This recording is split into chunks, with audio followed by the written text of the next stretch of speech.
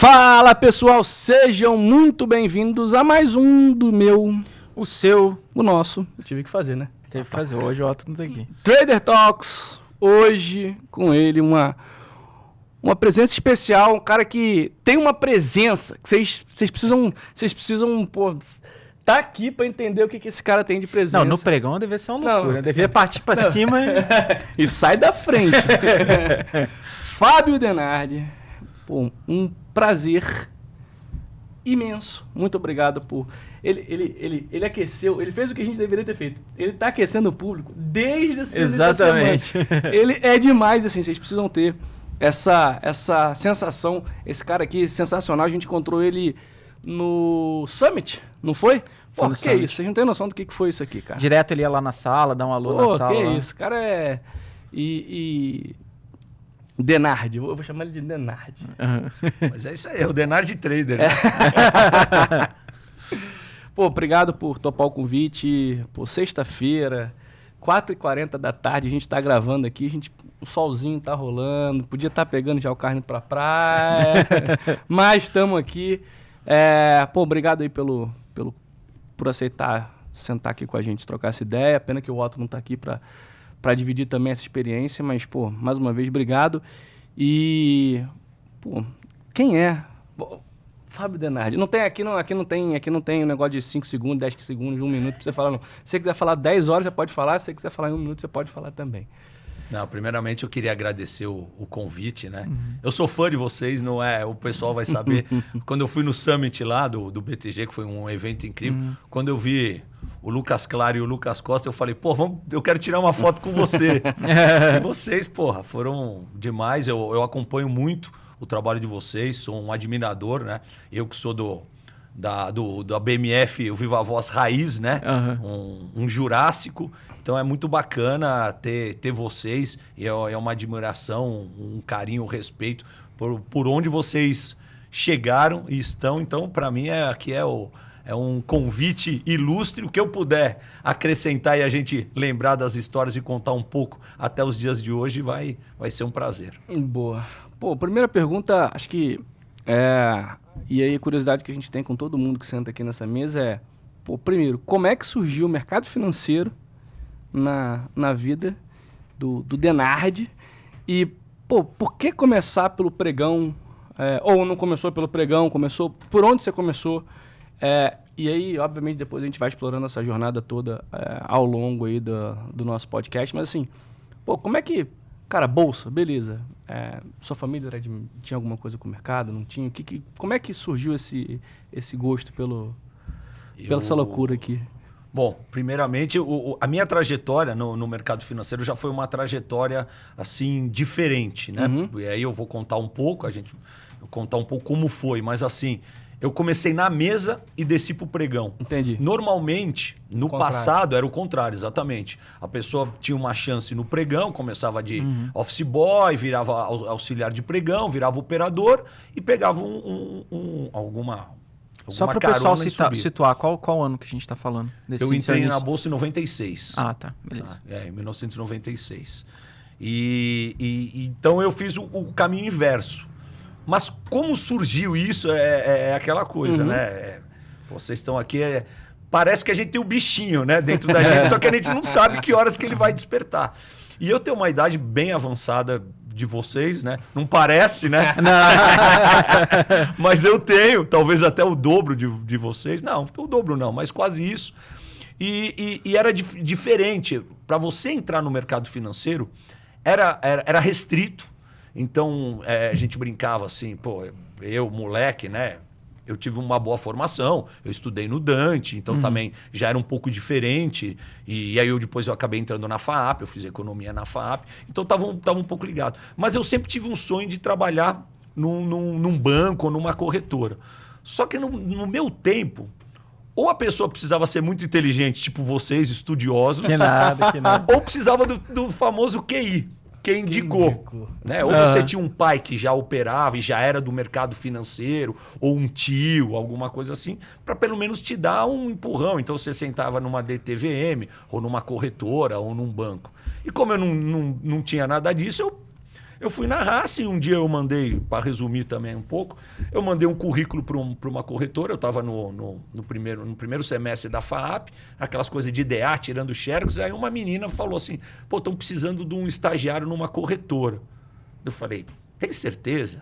É corretora mesmo? É isso? Não, é de um tio meu, era da colônia judaica, tal, não sei o quê. Pode ir lá. Me deu o telefone e eu liguei. E o cara marcou. Né? E eu fui. Só que eu já estava no Banco Mercantil de Desconto, o BMD. Mas com outra função, que não tinha. E aí eu fui nessa entrevista e aí ele falou, tá bom, seu sonho é trabalhar no mercado? Eu falei, é. Ele falou, então tá bom, começa amanhã. É aquelas trucadas, né? Que você fala, pô, não, mas espera aí, eu tô empregado e tal. E eu ia ser estagiário pelo CIE. Então eu ia sair de um salário que eu já tinha mesmo para ser um estagiário, né? E meu pai tinha falecido, meu pai faleceu muito, muito novo, com 56 anos, eu era moleque. Então eu estava numa situação meio assim, difícil. Mas enfim, cheguei em casa, falei para minha mãe falou, faz o que seu coração mandar. E aí eu fui e entrei na mesa da corretora, sem saber nada. Qual que era essa corretora? Era a corretora Tática, que era do grupo da Tendência. Tá. Entendeu? Era do Ike Ramani. E tinha o Léo Cris, que era da Tendência. Era ali na Marquês de Tu, em frente ao Hotel Dourado, lá perto da Santa Casa. E aí eu fui para lá e não sabia nada. E como é que foi esse início? E eu tenho uma história que é engraçada, que eu fiz uma colinha na minha mesa. C de compra era toma e o V era enfia, de vender. Porque eu não entendia nada. Eu falava, os caras com aqueles 2 telefones, né? Naquela época, as mesas eram um pregão. Né? Era um pregão viva voz. E aí os caras gritavam, toma, enfia, toma. Eu falei, caceta, mas o que é isso? E aí fui pegando, e aí os meses passaram e surgiu a chance de fazer o curso de operador da Bovespa, de ações. E aí eu perguntei pro dono da corretora se eu podia fazer, ele falou que sim, e que se eu passasse, eu seria efetivado. Aí já viu. Aí esquece. Esquece. Aí eu falei, eu preciso passar de qualquer jeito. Porque eu tinha dado 2 passos para trás, né? Tinha saído de um emprego para ser estagiário. E aí eu fui, e na verdade eu já tinha aptidão pelaquela coisa, e naquela época, a prova da Bovespa, você fazia a prática no pregão, você recebia um monte de ordem, e você fazia, e depois você tinha que fazer uma prova que você tinha que tirar 7, só que a cada 2 questões erradas, anulava uma certa. Então era um curso um pouco mais difícil, principalmente para que não era do mercado, porque eu tinha um sonho, mas eu não era. Né, você estava cru ainda, né? Exatamente, eu estava cru. E aí no pregão eu fui muito bem, eu tirei 10, porque também eu peguei, eu comprava num preço melhor, e naquela época tinha aquelas borboletas que você fazia com 4 opções e tal, e eu fui muito bem, tirei 10 e aí eu garanti na prova. E aí, obviamente, eu fui efetivado, né? Eu tinha o crachá, que era o crachá da Tendência. Aí nisso você fez esse move nesse momento você saiu do estagiário da mesa direto pro pregão. Então, eu tirei o crachá do pregão da Bovespa, só que eu continuava na mesa. Por quê? Porque essa corretora operava muito commodities. Ela não operava muita ação. Entendeu? Então, quando eu descia, era poucas vezes, porque naquele tempo tinha um pouco disso. Como a gente ficava com o crachá na gaveta, quando dava precisava um aperto, como diria, descia para lá. E aí, o dono da corretora falou, pô, faz o curso da BMF, de operador, que era completamente diferente, era bem mais fácil, inclusive, só que era um mercado muito rápido, né? E daí em diante eu nunca mais subi. Eu nunca mais subi para a mesa. A dinâmica, assim, pô, a gente já trouxe um Fraja aqui. Pô, o Fraja está comigo lá há muito tempo. De você, seu sócio trabalha com você e tudo mais. Outras pessoas também vieram aqui e falaram muito. O Alisson. Tô tentando recordar aqui, eu vou esquecer alguém que eu sou péssimo. Tinha um pessoal que era de mesa, né? O Santucci era de mesa, não tava no floor, mas era de mesa. Mas aí, pô, esse negócio é muito louco, né? Porque a sensação que eu tenho é que o pessoal que tava no pregão lá embaixo tinha muito mais... a sensação que eu tenho é que era muito mais emocional, é muito mais vivo do que quem tava na mesa. Como é que era esse dia a dia de... Cara, assim, eu lembro... Pô, outro dia eu tava até tava conversando com a minha mãe e tal, aí a gente tava conversando, eu falei, cara, pô, falando de pregão, ela falou assim, mas o pessoal nessa época era muito nervoso, e eu lembrei, cara, olha como é que o negócio é louco, eu lembro de uma reportagem do Jornal Nacional, assim, logo no final, quando tava acabando o pregão, tava entrevistando a galera e falando que, como o pessoal era estressado, que isso aí agora ia acabar, que as pessoas... Então, assim, como é que era essa dinâmica do dia a dia? Porque tem a história que tava com um pé só do sapato, o outro que ficou só sem metade do terno, sem metade da camisa. A história de que o pregão foi pra rua, né? E assim, como é que era esse dia a dia? Assim, aliás, se você puder... Desculpa só te cortar, mas se você puder começar, não só o dia a dia, mas também assim, o seu primeiro dia. Você lembra como que foi o seu primeiro dia lá embaixo? Como é que você foi a evolução lá? Você chegou, o que aconteceu? Não, eu tenho várias histórias boas e pra gente falar, porque na verdade também, para as pessoas que nos escutam e são mais jovens e talvez até vocês, a BMF, vamos falar mais da BMF, né? Por onde eu fiquei 15 anos. A BMF, ela teve duas fases.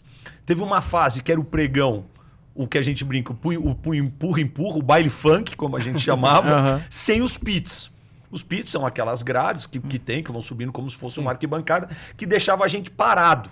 Né? Então ia fechar com você, era só no grito, mas não tinha o confronto mesmo. E ali, nesse pit, era uma coisa bem mais organizada, porque além de vocês não andarem, cada ativo tinha o seu próprio. Cada ativo tinha o seu próprio. Então você não precisa. Exatamente. Não se embolava, né? Chamava de pit, né? Então tinha o pit do dólar, tinha o pit do DI, taxa de juros, tinha o pit do índice, aí tinha os agrícolas, então já tinha. Então, por exemplo, o cara gritava, puta, vai no DI 35. Você já corria para aquele pit. Entendi. Vai no então você sabia dólar. onde estava tudo... Então, isso ajudou muito realmente por conta do confronto, que é o que a gente fala.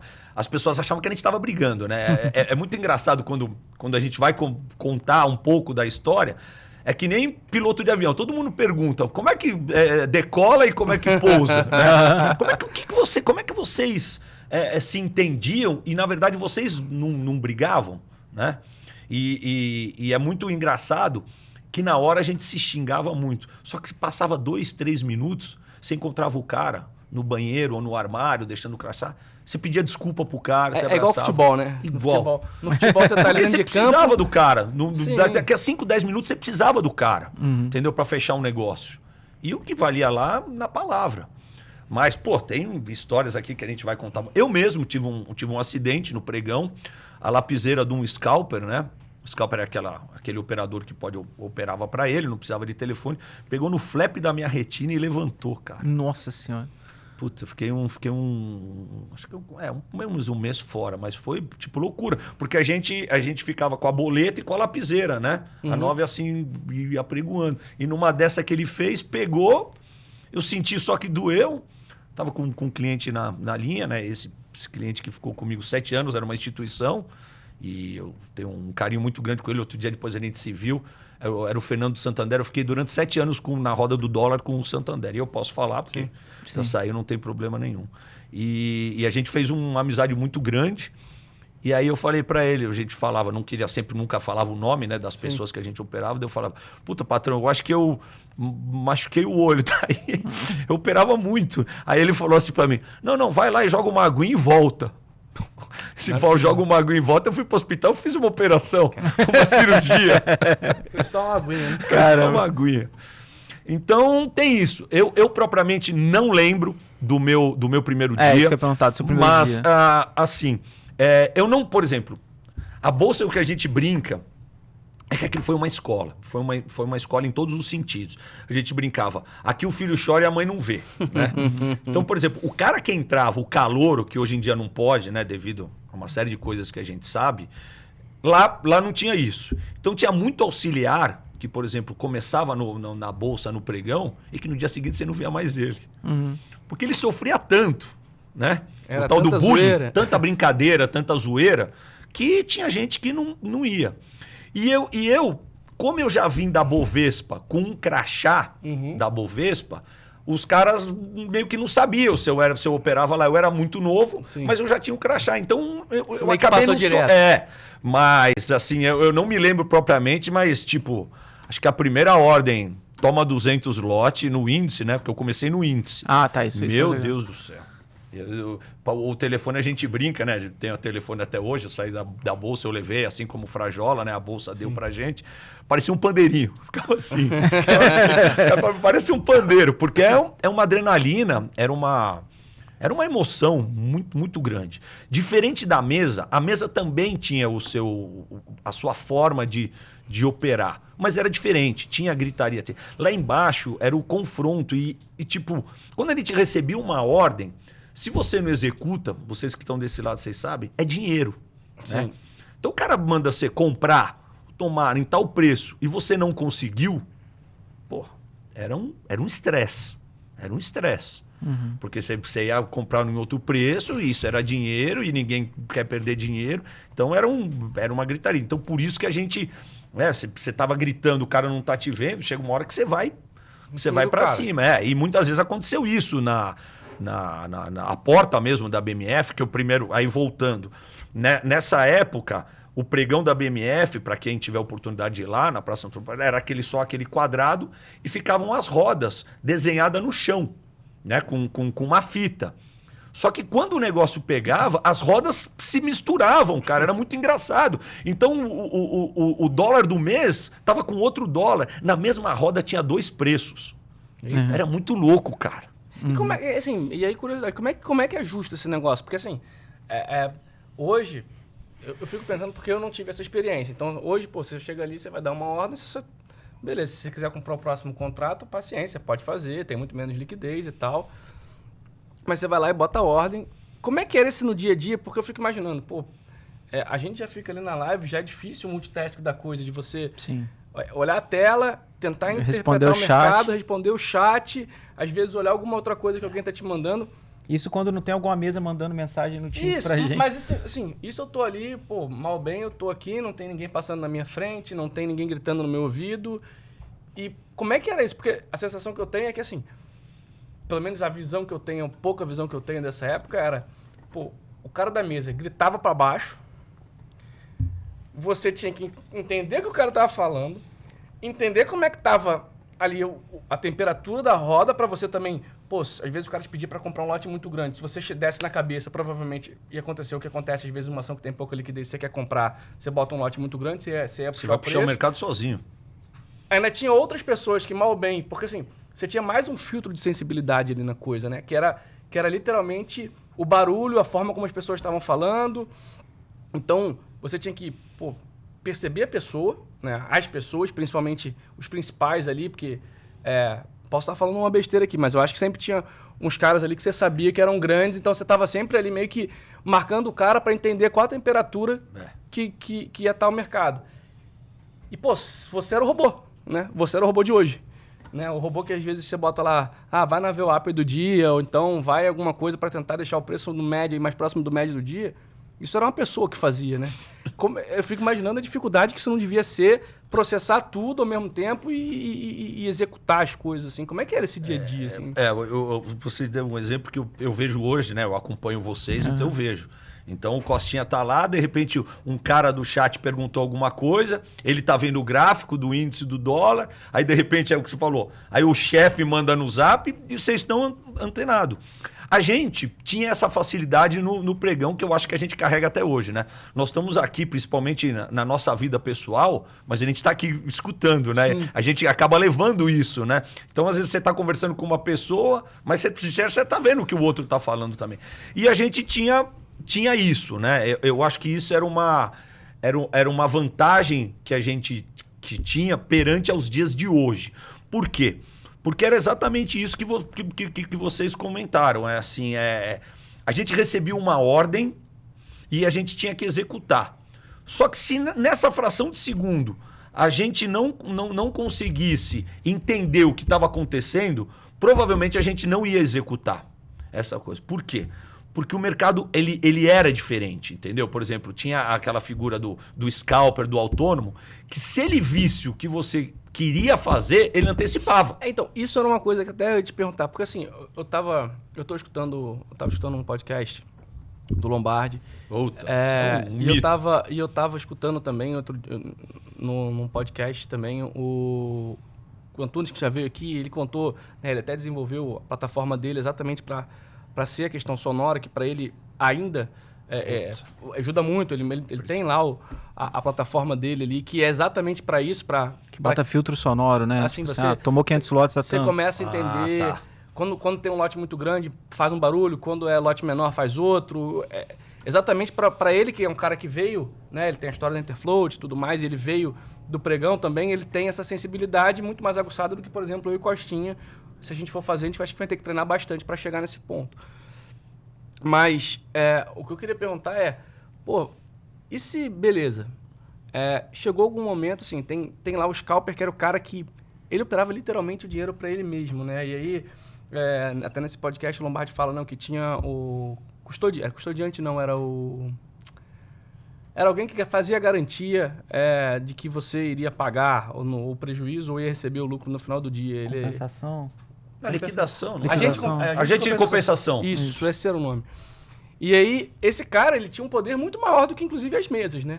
Porque, assim, obviamente, ele tinha um tamanho menor, naturalmente, imagino eu, não era um cara institucional, mas ele estava ali para fazer o dinheiro dele, né? Então, assim, esse cara, ele devia ficar, talvez até atiçando um pouco vocês no momento ali de, e aí, o que esse cara vai fazer? Se você sabia quem eram os caras que faziam preço, de certa forma, você não precisa olhar para os outros, né? Você precisa entender como é que está o mercado, mas, assim, se você olhar quem faz volume, e principalmente o scalper, ele conseguia agir, inclusive, mais rápido do que a mesa, porque você precisava passar para a mesa como é que estava a situação e o cara ele já estava ali. Ele não tinha outro intermediário, né? Porque você batia na mesa, a mesa batia para baixo e aí você executava, certo? Como é que era essa relação com o scalper ali? Era muito difícil, porque... Como é que escondia o jogo do cara? Assim, a mesa tinha uma briga muito grande com a gente, lá embaixo do pregão, e a gente tinha uma briga muito forte com o scalper, né? O scalper é aquela figura que ele dá liquidez para o mercado, mas ele nos atrapalha. É aquele cara que você precisa dele, mas na hora que você vai executar, ele te atrapalhava muito, porque é o que você falou, é o dinheiro dele que estava em jogo. E tem histórias, por exemplo, se você pegar o Lombardi, se você pegar o Antônio Português, o falecido Serrete, que era um monstro, um ícone. O cara, eles operavam do tamanho de um banco, cara, entendeu? Obviamente, guardado as devidas proporções, vai pegar um Esteves, que tinha um lote muito grande, ou toda essa galera, os caras ficavam posicionados, você fala, o que a gente brinca hoje no cheio, em 600 lotes. Do cheio. 1000 contratos, cara. Do entendeu? cheio. Do cheio, do grande, né? Como a gente brinca, do grande, não é do mini. Então, quer dizer, era uma coisa muito grande. E isso que o Antunes comentou com vocês é muito interessante. Porque quando a gente cantava o mercado, a gente parecia né? Às vezes minha mãe ligava, porque é engraçado isso também, né? Vocês estão trabalhando, mas às vezes quando tem alguma coisa urgente, então o auxiliar vinha com o telefone, né? Pra falar, puta, sua mãe não se sentiu bem, alguma coisa assim. Não dava pra sair da roda. Então o auxiliar vinha, né? Falava assim. E a gente cantando o mercado parece uma corrida do jockey, né? Então as pessoas não entendiam nada, né? E a gente, tanto com tanto, tomaram não sei o quê. E quando saía um lote grande, realmente, a gente falava com uma entonação diferente. E isso dava o termômetro para a mesa. Tanto que a gente brinca que quando o pregão começava a gritaria muito forte, você sabia se o índice ia subir, ou se o dólar ia cair, ou o DI... qualquer coisa, porque o grito era forte. Você fala, fulano de tal tomou 500, a não ser que tomou mais 500, sabe? Era uma quantidade de ganho. Tipo, oferta firme, né? Oferta firme, por exemplo, no dólar, era de 1000 contratos, a oferta firme demorava 1 minuto. Quando você... E isso eram múltiplos de 5, né? Então 1000 era uma quantidade grande. Quando o cara colocava uma oferta firme, você já falava com uma entonação diferente. Você falava, o BTG Pactual botou 1000 na compra, oferta firme e tal. Aí aquela ordem ficava 1 minuto ali para quem 3 minutos. 3 minutos. 3 minutos pra quem quisesse bater. Para quem quisesse bater. Se fosse uma de compra, alguém ia vender. Se fosse uma de venda, alguém ia tomar. E aí você ficava cantando. Tomaram 100, fulano tomou 100, tomou 200, tomou 300. Daí o cara gritava assim, qual é o saldo? Aí você falava, putz, sei lá, o saldo é 300. Ele toma. E aí teve um operador da minha corretora, é uma história. Ao invés dele falar tchá dos 300, porque ele fechava com o cara do posto. Quem administrava a oferta firme era o cara do posto. Entendi. Então você gritava... Que é aquela figura central. Aquele pitch, que ficava né? mais... Tinha o CMA, que é aquele que ficava no meio da roda, cantando tudo que a gente fazia. Né? Comprador a 1, vendedor a 2, ele ficava 1 com 2. E o cara lá de cima era meio que o chefe, ele ficava olhando, ele ficava num degrau em cima olhando a gente. E essa oferta é ele que cuidava. Então, a oferta firme de 3 minutos está lá, a gente ia tomando 100, 200, você só tinha que tomar múltiplos de 100. E aí o cara achou que o saldo era 300 e ao invés de falar pro cara da bolsa, tchado, né, fechado os 300, ele falou, tchado saldo. Só que não tinha mais. Aí virou oferta firme do cara. Aí inverteu. Aí inverteu. Aí inverteu. Ele ficou... Aí o cara que tava comigo na linha falava... O que esse imbecil, desculpa, fez? Falei, meu, vocês colocaram uma oferta firme. Aí ele falou, bate, só que eu não podia bater, que era da mesma corretora. Sim. Naquela época eu não podia dar direto. Uhum. Nossa senhora. E aí o mercado percebe que foi um erro. E aí quem é o primeiro filho da mãe que vai bater? É lógico. É lógico. E aí errou, primeiro. Aí ele já batia, sei lá. Bate a 2 e fica pra você. Compra um. Ainda faz um day trade na sua cabeça. Até porque pra diminuir o seu risco também, né? Porque naturalmente se você... penso eu aqui, posso estar falando besteira, mas assim... Pô, já que errou, resolve logo isso rápido, né? Sim. Então o scalper, pô, o cara viu ali, você bateu no scalper, é melhor você zerar no scalper e assumir um prejuízo pequeno do que você... Exatamente. Não, você falou tudo. Essa é a grande sabedoria do mercado, né? A gente não vai usar um palavrão aqui, mas é assim. O melhor prejuízo é o que se zera rápido. Né? Você ficar segurando, né? O que a gente fala, ficar segurando ordem, ficar segurando, é impressionante. É engraçado. E nunca dá certo, Costinha. Nunca dá certo. Nunca vai a seu favor, cara. Nunca. É engraçado, eu tava ouvindo no audiolivro de novo do aquele Market Wizards, né? Aí eu não lembro se é o Bruce Kovner ou o Ed Seykota, alguma coisa, que ele fala uma frase muito interessante, que ele fala assim, when in doubt, get out. Tipo assim, quando tem dúvida, sai o mais rápido possível. Fez uma besteira, zerou. Tá em dúvida, zerou, assim. E, Denardi, uma dúvida, assim. Hoje em dia é muito comum a gente discutir, a gente vê o pessoal discutindo na internet tudo, sobre técnicas, estratégias, seja para day trade, para swing trade, etc. E quando eu vejo a imagem de vocês como que era lá embaixo, eu fico pensando que, né, tem a questão do barulho, mas assim, cara, como que vocês desenvolviam as estratégias de vocês, assim? Existia, de fato, essa estratégia ou era de fato... Ou era meio que com o que estava acontecendo na hora? Como que vocês raciocinavam, né? Como que vocês conseguiam diferenciar a hora que era para comprar e a hora que era para vender? E mais uma coisa, essa ordem vinha da mesa? Ou, por exemplo, o cara chegava para vocês e falava assim, ó, Denardi, quero comprar, sei lá, pô, 1000 índices, 1000 cheio do índice, quero 1000 durante o dia. A gente vai montar uma posição mais longa. Você tinha liberdade de literalmente, ele falou assim, cara, quero entre isso e isso, sei lá, entre um preço A e um preço B, nesse meio do caminho aqui, qualquer coisa tá bom. Tinha essa coisa, como é que funcionava? Porque, pô, fico pensando, para montar uma posição grande, naturalmente você ia mexer mercado, né? Sim, eu acho que essa pergunta do Costinha é muito interessante, porque o que acontecia lá, assim, para a gente tentar fazer um contexto do que acontecia. Existiam vários tipos de operadores, né? Então, para quem está nos ouvindo, eu volto a dizer assim, que não participou, talvez tenha um pouco mais de dificuldade de entender. Mas é assim, existia a tal, eu nem sei se vocês pegaram isso, a tal da caixinha. O que era a caixinha? Aqueles operadores que ficavam ligados numa caixinha de uma corretora e essa corretora tinha todos os bancos institucionais por trás dele. Então, aquela caixinha tinha 8, 10 bancos escutando e mandavam a ordem. Normalmente um cara da mesa filtrava um pouco, porque uma hora o BTG mandava vender, o Bradesco mandava comprar, o Itaú mandava vender e era um lote muito, muito grande, né? Então, tinha que ter o cara da mesa para fazer esse filtro e dava. Esse era um tipo de operador. Eu, por exemplo, no meu caso, eu ficava ligado direto com uma instituição financeira. Então, eu tinha com ele uma outra forma de operar. Eu tinha, por exemplo, essa liberdade. A gente, por exemplo, tinha um pacto nosso que era assim, Se ele estiver escutando agora, o Fernando vai lembrar. Se ele falasse para mim, toma ou enfia, eu tinha a liberdade de tomar 400 lotes. Tá? Era um combinado nosso, que era uma quantidade boa. Por quê? Porque isso que o Costinha falou é interessante para mostrar para vocês. A gente não tinha as informações que se tem hoje. Exemplo que eu sempre falo disso, a gente não tinha um mercado que ficava trabalhando a noite inteira. Então, a coisa mais importante que tem, e se a gente combinar de sair, eu nunca vou perder o horário, e as pessoas não entendem a gente do mercado. Se a gente marcou 9 horas, é 9 horas. Se a gente marcou aqui às 4, é para estar aqui às 4. Por quê? Porque a abertura do mercado era a coisa mais importante. Porque quando acontecia alguma coisa na madrugada, a abertura do mercado ia ser o termômetro para tudo. Então você não podia perder a abertura. Então, eu trabalhei 15 anos no pregão. Eu não me lembro de eu ter perdido um dia da hora. E aí você fala, puta, mas São Paulo pega fogo, tem um acidente, tem um assalto, fecha a rua. Saiu 1h30 antes, entendeu? Você se vira, porque eu tinha que estar lá na abertura.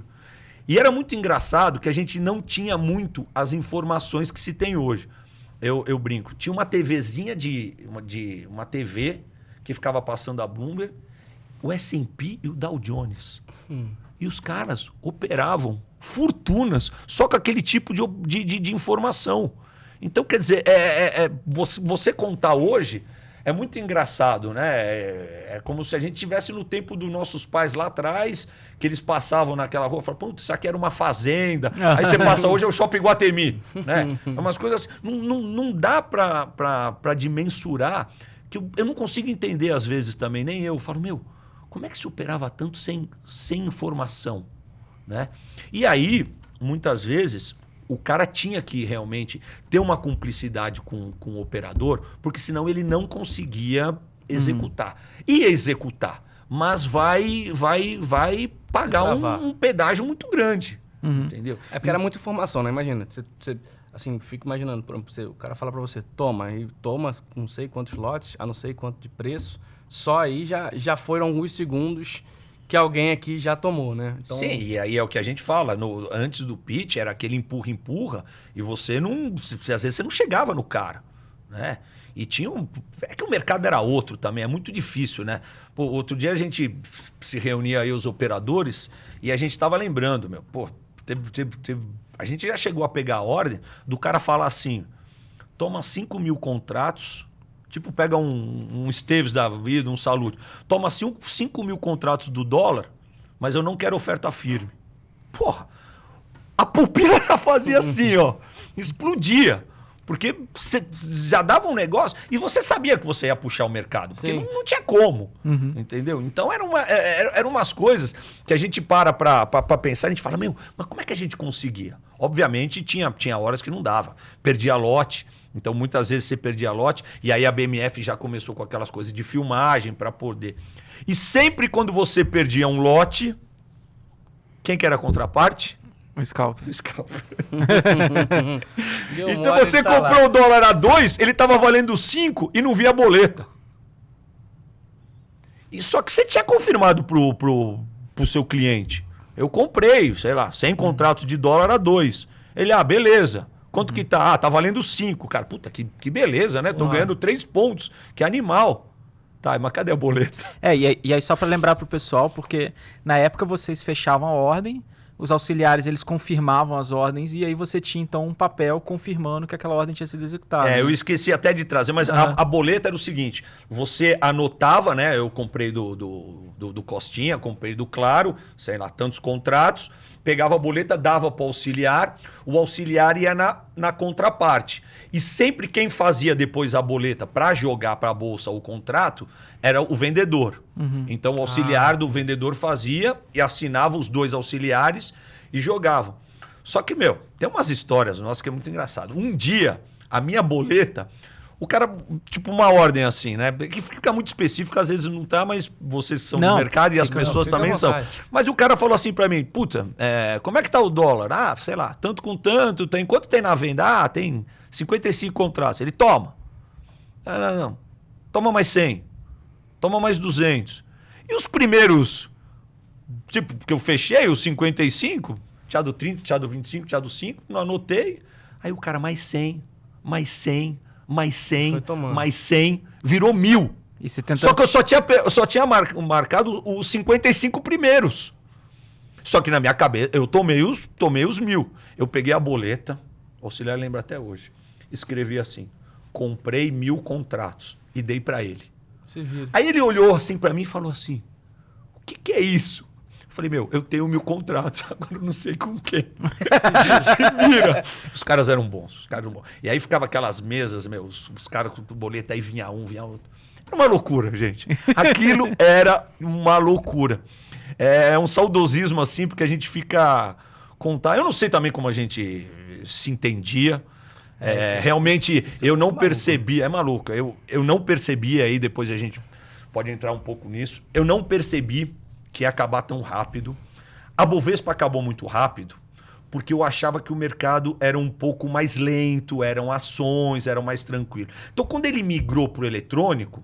Nós, operadores da BMF, a gente achou que nunca ia acontecer com a gente. Porque o nosso mercado era muito dinâmico, era muito rápido. E se você parar para pensar hoje, óbvio que ele ia vir para o eletrônico. Não tinha como você, entendeu? Que nem você, pô, o banco aqui, você quer sair de 5.000 contratos. Hoje você vai lá, tá ali no book. Você vai vender os 5.000 contratos. Obviamente você vai derrubar o preço, mas você vai vender e você vai executar e pronto. Tá bom. Lá embaixo, muitas vezes você não conseguia. Só que perdia o tal do blefe, né? Quantas vezes você queria comprar e você só fazia barulho na venda? Era animal, é o tal do que a gente chamava ambulância vazia. Como que era isso? Explica pro pessoal. Putz, direto. Por exemplo, eu aqui, eu tô ligado com o cliente e, obviamente, ele ligado em outras pontas também, em outras corretoras. E aí, ele falava para mim, apregoa 2, 3 vezes que você vende tanto a tal preço. Aqueles lote grande que é para assustar o mercado, né? E aí eu vendo tanto, gritando, né? Eu sempre fui de fazer escarcel, né? Tava sempre lá no meio, né, meu? Essa voz, desse tamanho. E aí eu gritava. Pô, e aí você só via lá do outro lado da ponta. Tchado, comprando. Porque muitas vezes você apregoava a venda, quem ia para venda junto? O scalper. Sim. Né? Ele ia. E outras corretoras também. Fala, puta, esse cara grande... A gente sabia mais ou menos quem era quem. Foi o que você falou. A gente não entrava numa roda no mercado olhando para qualquer um. Você olhava para o cara que tinha lote, que estava o tempo todo operando. Até porque você estava todo dia ali, né? E você... Naturalmente, você começa, não eram tantas pessoas assim, era muita gente, mas não era um Maracanã lotado. Então você começava a enxergar a cara de todo mundo. Pelo que eu entendo, você já meio que todo mundo se conhecia quem estava ali. Então, pô, se todo dia o Costinha tá aqui, pô, grande, eu sei que eu posso até não saber quem é. Sim. Mas eu sei que ele tem lote, que ele tem alguém grande aqui atrás. Tem. E aí, pô, naturalmente, acho que vocês meio que marcavam isso. Cara, isso devia ser muito... Cara, você ficava assim, perto eu fico vendo saudosismo, mas eu acho que é uma coisa de louco. E assim, devia ser um negócio muito maneiro. Igual a pergunta que eu tinha feito da questão da decisão, é porque assim, eu fico pensando muito a questão do modelo mental dos caras mesmo, assim. Então, como é que faz tudo ao mesmo tempo? E entender o xadrez da coisa, né? Que você vê que era um mercado diferente, assim, quando a gente fala em termos de técnica mesmo, né? Igual hoje o pessoal fica preocupado, qual indicador eu vou usar, como que eu vou ler o preço. Vocês tinham um outro mundo ali, vocês tinham um metajogo ali que é igual a questão do poker, né? Que você meio que tenta interpretar como que tá a reação do cara, como que ele tá se posicionando, etc. E uma dúvida que eu tenho, Danate, você falou da questão dessa mudança, né? Como que foi esse processo de mudança? Porque a gente sabe que por um tempo ficou simultâneo, o eletrônico e o... Mas eu vou fazer uma vírgula, porque eu escutei, mais uma vez, o grande Lombardi, ele falou assim, o dia que começou os dois simultâneos, o pregão morreu. E eu vou ter que complementar o grande Lombardi, porque eu tenho 2 casos bem marcantes que eu vou conversar. Um é um caso bacana, né? De 11 de setembro e de 2001, né? Na queda das Torres Gêmeas. E outro foi exatamente isso, que para mim foi muito triste. Porque realmente, quando virou simultâneo, que você poderia operar tanto no pregão viva voz quanto no eletrônico, durou meio dia. Caramba. Ele falou que... É muito doido isso. Cara, é muito... Ó, me arrepia. É muito triste, cara. Porque, tipo... Você me contou um caso aqui fora do ar da migração que foi 100%, né? Sim. Foi exatamente, cara. E o cara que ficava comigo, ele tinha um carinho, um respeito muito grande por mim. Ele ainda me segurava no pregão. Tipo, me segurou acho que por um mês e meio na roda do dólar, eu gritando pra ninguém. Como sem a bola, já começou a minguar.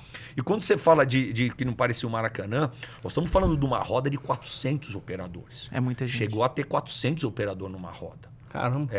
As rodas... como se fosse na Bovespa, na minha época, antigo, da Telebrás, que hoje seria uma Petro, uma Vale, a roda do dólar, do índice, essas rodas, o principal, naquele vencimento, era de 400 pessoas. E não sobrou 10 caras, cara. É bizarro. Eu tava até vendo um artigo, um vídeo que eu tava mostrando pros meninos.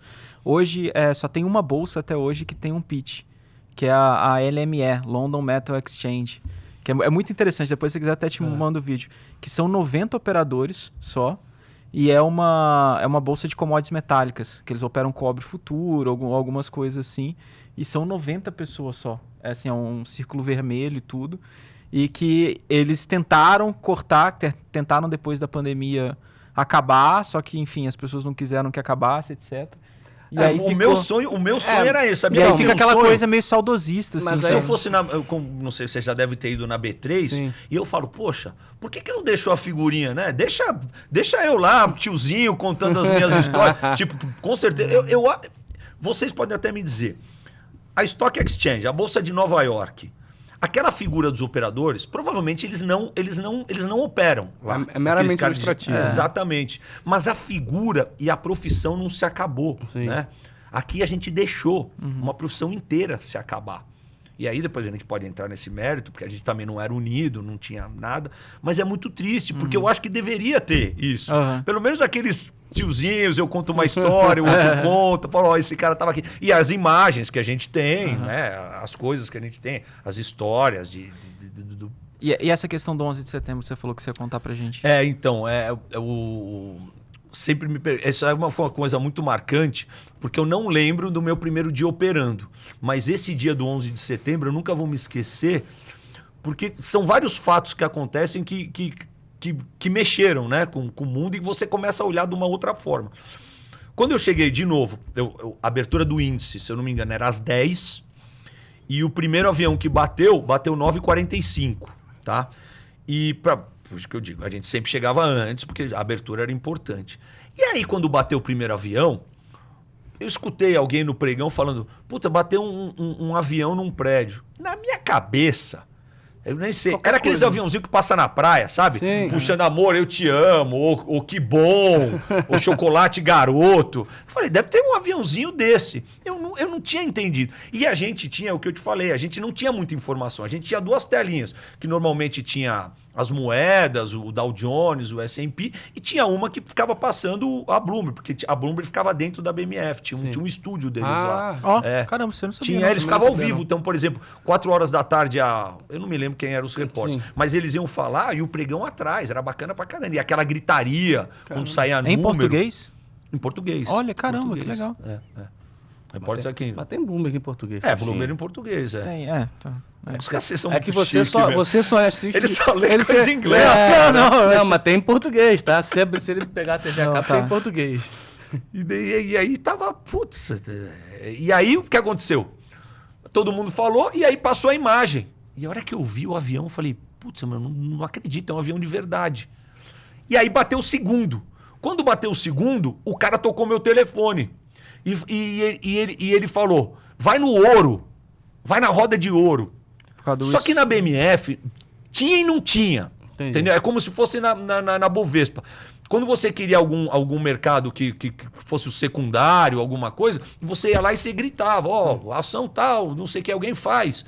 E aí eu cheguei e falei, quem faz ouro? Quem faz ouro? E normalmente, naquela época, quem fazia ouro era o Banco do Brasil, né? Que por trás tinha o governo. É ele que dava spread. E aí, tipo, veio 2 caras pra mim, abriu o spread, o cara toma. Aí eu, pumba, já comprei mais um pouco. Aí a roda... Cresceu. Cara, tinham 4, 5, 10, 20, de repente tinha 50. Só que aí, a hora que deu as 10 horas, acionou o circuit break, porque já tinha caído 10% a bolsa, né? Eles viram o tamanho da catástrofe que era. E aí parou, meu. E esses 10 minutos, o ouro explodiu. Porque em momentos de crise de guerra, o que vale é exatamente, né? Só que eu não tinha esse conhecimento também.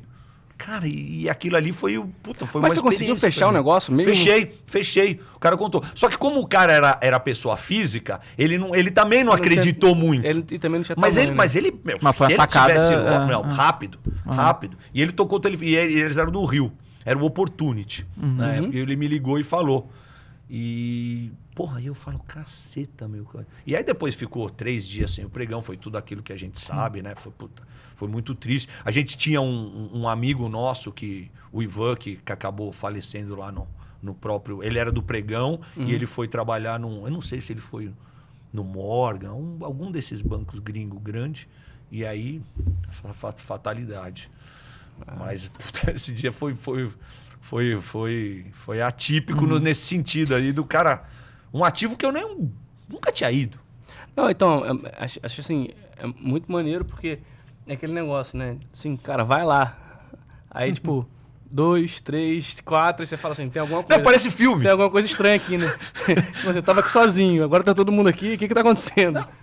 E com certeza o cara que me deu spread, sei lá, o banco, o cara também não sabia. Banco Brasil não se ligou, porque senão ele ia botar outro preço, ele ia botar... Tudo bem que aqueles que a gente chamava os market makers, eles tinham que dar... Eles eram obrigados a dar um spread, né? Não, mas nesse momento... Mas se ele também dá um spread muito jacaré, o cara não ia tomar. Mas e pra você, então? Como que foi essa transição? Porque você tava lá no dólar, né? E aí acabou o pregão, o que você foi fazer depois? Como foi eu acabei... E até mesmo como que foi isso no aspecto mental mesmo, que deve ter sido um choque, né? Foi uma dificuldade grande pra muita gente, né? Assim, tem muitas histórias, com as pessoas, assim, muita gente teve uma dificuldade até de se realocar depois, né? Porque... Muito. Como é que foi esse? Acho que esse é um ponto muito interessante. Isso é uma coisa muito séria, porque mexeu muito com a cabeça das pessoas, né? Tem uma... A gente pode falar, porque acho que não vem ao caso, mas... Teve um episódio muito triste no final do pregão, né? Que a gente comentou até com o Alisson, o nosso amigo, que um dos nossos colegas operadores se deu um tiro do pregão, dentro do pregão, né? Ele estava passando por um momento de dificuldade mesmo, mas ele deu. E, obviamente, a bolsa meio que já estava muito no final e acabou abafando um pouco, e aí o clima já estava muito ruim. Mas foi muito triste, porque eu acabei não percebendo. Eu tinha um vínculo diferente de outros operadores, né? Que assim, outros operadores, infelizmente, no dia seguinte, foram pegar a sua rescisão e... Não tinha o que fazer. Só que nós estamos falando, gente, de pessoas com 20, 30 anos. Sim. Eu, que era novo, eu tinha 15 anos de pregão. Tinha cara lá com histórias muito maiores. Mesmo o Frajola, antigo, eu ainda brinco. O Frajola não operava como eu operava a loja, mas ele estava lá há muitos anos, né? Então tem muita história. E aí você fala, poxa, o que esse cara vai fazer? E aí eu, Fábio Denardi, ainda tive a chance, pela minha formação, de ir para a mesa. Então eu subi para a mesa da corretora. Porém, eu não tinha o expertise que eu tinha no pregão, que eu era muito útil, na mesa. Eu ia ter que começar a aprender. E o meu cliente já estava operando em outros lugares. Então ficou uma situação meio difícil ele me segurar por muito tempo, porque a gente sabe. Do que a gente vivia do quê? De corretagem, né? Então, tava difícil. E aí chegou uma hora que também a corretora me dispensou, né? Eu ainda fiquei um pouco na mesa, tive essa... E me dispensou. E aí que vem o que se encaixa muito com vocês, que eu vejo que tem muitos amigos e muitos colegas que escutam vocês o dia inteiro, e mais o Otton, operando, porque é o que a gente sabia fazer. E foi todo mundo operar no eletrônico. E nós estamos falando aí de, sei lá, 1.000 pessoas, 1.000 operadores. E as histórias são as piores possíveis, né? Eu, quando eu saí da corretora, eu sentei na Interfloat do Lombardi, né? Do Titio Lombardi. Que ele é um gentleman, né, cara? Ele tratava todo mundo super bem, ele... Senta aqui, fica, faz o que você quiser, não sei o quê. A gente foi. Só que a gente perdeu tudo aquilo que a gente sabia. Tudo aqui. Aqui, nos olhos, na gritaria, no feeling. Perdemos tudo. Virou uma tela, né? Com comprador e com vendedor. E aí foi uma dificuldade muito grande e, putz, eu ainda fiquei 2 anos operando para mim no Lombardi. É aquele lá. Ganha. Se tivesse vocês naquela época, entendeu? Eu tinha durado um pouco mais. Entendeu? Isso, parece. E aí teve que se habituar, né? Uhum. E tive que aprender um pouco, talvez de uma forma estranha e difícil, né? Porque depois que começaram a aparecer as pessoas, os estudos, a gente tinha lá no embaixo que eu brinco com vocês lá na tela, o S&P, o Dow Jones e o Didi que fazia os gráficos. Grande Didi, inclusive. Grande Didi, né? Todo mundo sabe, grande amigo. Não, todo mundo sabe, é. E é o que a gente tinha. Não tinha mais nada. E aí você pega um book de ofertas que você não sabe mais quando o Itaú, garantia da época, o Pactual tá blefando se o cara quer comprar, se o cara quer vender. Aí, de repente, entra um fluxo de grana, o cara sai batendo. Pô, mas não era para comprar? Tá, era para comprar, mas entrou grana, são instituições, né? Então, putz, e aquilo foi difícil. E continua sendo, né? Não tem muito. A gente escuta muito profeta, né? Tem bastante profeta na internet, né? Tem que tomar bastante cuidado. Por isso que tem que sempre ouvir assim as pessoas sérias como vocês com conhecimento, porque é muito difícil. Então essa transição para mim foi delicada, foi difícil. Eu ainda tenho esperança que um dia eles vão chamar os Jurássicos para um dia, num tour na B3, contar um pouco. Porque tem as outras histórias. Eu me lembro assim que a gente fala, às vezes dava 5, 10 minutos de pregão, parecia que você tinha saído da sauna. Você podia torcer a camisa. E aí acontece aquilo que você falou, era cara sem uma parte da camisa, o sapato. E tem uma coisa aqui que eu vou contar agora que já passou, que o pregão era meio que uma escola, né? Para não falar que era um presídio, era uma escola. Então tinha gente de toda coisa. Tinha os evangélicos, tinha os caras normais, tinha os motoqueiros, então a gente brinca que tinha de tudo. E a gente tinha umas brincadeiras bobas, porque onde tem 1.500 homens, só tem brincadeira boba. E aí a gente falava assim, vamos chutar o bebedor, que era aqueles... Lembra aqueles galões de água que tinha com o coiso? E tinha que ter, porque a gente, né, tava o tempo todo ali. E aí dava 5 minutos, a gente falava, vamos. Aí a roda aí vinha um maluco, pá, que ele explodia, meu. A quinta série de quinta série. Explodia no chão, aquela paçoca. Eu falo, cara, como é que pode, né? E aí outras histórias também que saía para fora. São coisas que eu vou guardar para sempre, mas eu tive o privilégio, sem saber, de operar Ponage Narras. Pô, conta como imagina, como foi isso? Essa história é muito o Nage, ele era o maior... O cara quebrou a bolsa, o cara quebrou o mercado. Era um monstro. E um dia o dono da corretora, que era da Colônia, né? Falou, se tocar o seu telefone, você pode até... Porque, então, são várias fases da BMF. Tinha uma fase da BMF que era um telefone normal, como se fosse um celular. Então você podia ligar para tua casa, você podia ligar para esposa, pra namorada, pra quem você... E aquela loucura, né? Nego não entendia nada. Você ligava aquela puta gritaria. E aí você falava... Só que era um telefone direto. E aí o dono da corretora chegou de manhã e falou assim, se tocar o seu telefone, você pode fazer o que o cara quiser. Tá bom. E aí, era assim... Como o espaço era restrito, quem operava ficava lá operando e você ficava num cantinho, num banco sentado, perto do bebedor... Não, botava o telefone aqui, ficava esperando. Aí tô lá, de repente tocou. Só que quando tocava, é tipo igual do bombeiro. Sabe que a gente vê que o bombeiro sai descendo pelo cano para pegar o caminhão? Era igual. A hora que tocava, você falava, então vai. E aí veio uma pessoa com um sotaque, né? Que ele tem um sotaque meio um pouco francês, né? E falou, por favor, você pode ver quanto é que tá o índice? Quando o cara falou, por favor... Você já viu que era... nosso mercado não era assim. Não era educado, né? Não era. O cara podia ser estagiário, mas ele já pegava o telefone, me dá mercado, como é que tá? Era assim. Isso que você falou, eu já ouvi outras pessoas falando, que o Nagy ele tinha essa característica, né? Que enquanto muita gente era bem mal educada, ele falava com uma... compra tanto, vende tanto. Cara, com uma... Não, eu posso falar, eu usar a palavra. Não tenho intimidade com ele, Sim, nem sim. sei, ele nem sabe se ele estou contando essa história, mas assim, um lorde. Pro mercado, um lorde. Pô, você pode perguntar pro Salute, pro Esteves. Os caras deviam xingar todo mundo. Porque era o perfil. Sim. O perfil era esse. Tinha que ser na base da porrada, né? Parece que para fechar um negócio tinha que ser na porrada. Desde a mesa até o pregão. Então era. E aí ele...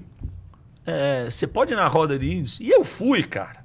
Só que a roda tá o que a gente brincava, tá pegando fogo, tá lá, nego compra, vendendo, não sei o quê. E eu meio que de longe, sabe? Porque a gente tinha, assim, um respeito muito grande. Você não vai ficar no meio da roda se você não vai operar, pra atrapalhar, entendeu? Entendi. E é o que a gente falou. Então, puta, quem que opera lote? Entendeu? É o Claro, o Costinha, o Otton, o Fábio. Então as pessoas ficam mais próximas um da outra, porque é ali que vai sair o lote. Né? Não adianta você também ficar lá atrás da roda. E aí, o cara, putz, como é que tá o mercado? Obviamente eu não vou lembrar os valores dos dias de hoje, né? Não sei o quê. Sempre o índice, o dólar, sempre foram múltiplos de 5. E a mesma coisa. Ele virou para mim, tipo, sei lá, quanto que tá o índice? Vai, 128.100 com 128.200. Aí ele falou, toma 200 a 200. Quando ele falou toma 200 a 200, eu tava lá, tipo, eu tava muito fora da roda. Aí eu já saí atropelando. Aí, tchá. Daí ele, tá, beleza, como é que tá? Daí eu falei, 300 tem venda, né? 128.300. Daí ele, quanto tem na venda? Aí eu somava, tal, não sei o que. Tem uns 300, 400 lotes. Ele, toma. Aí eu, pá, tomei. Aí tá, não sei o que, como é que... Senão também a história vai longa. Como é que tá?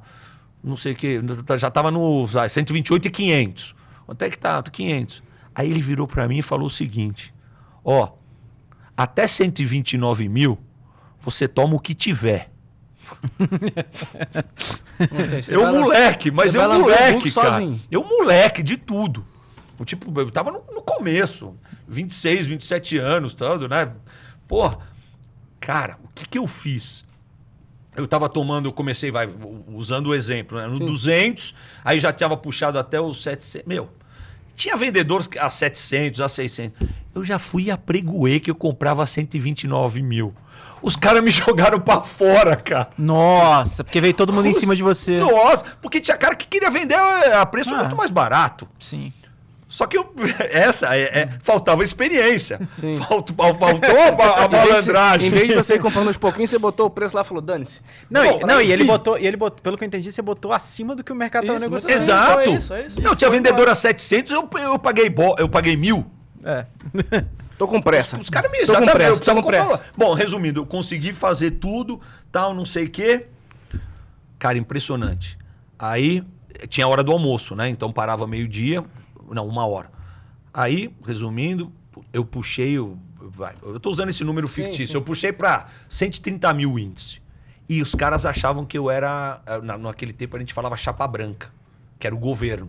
Os caras falaram, puta, esse moleque é chapa branca, o cara nunca veio aqui, não sei o que, o Peru é chapa branca. Porque muitas vezes o governo, o Banco do Brasil, entrava em corretoras tipo nada a ver, para operar. A galera. Exatamente, para despistar. E aí você via aquele maluco comprando, é como se fosse leilão do Banco Central. Sim. Era absurdo. Bom, aí resumindo.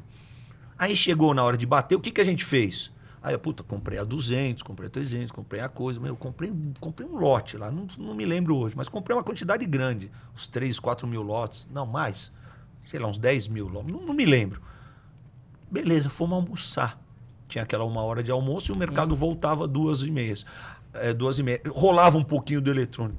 Eu me lembro como se fosse hoje. Saiu não sei que uma notícia do Sérgio Mota, da Telebrás. Essa porra do índice foi para 134 mil, cara. Agora, óbvio que tinha alguma coisa, né, claro. Óbvio que tinha alguma coisa. Óbvio, né? Que ele sabia de alguma coisa. O cara não pode ser tão bom assim. Mas aí eu não sabia quem era. E aí, quando eu voltei no final do dia, tinha dado parabéns, patrão, porra. Não, eu não podia nem chegar na roda. Eu chegava na roda, o nego já queria saber o que eu ia fazer. Mas o cara não me ligou mais. E aí, no final do pregão, a gente batia sempre com a mesa, o que foi feito, né? Daí o cara falou pra mim, você sabe com quem você tava? Eu falei, eu não faço a mínima ideia.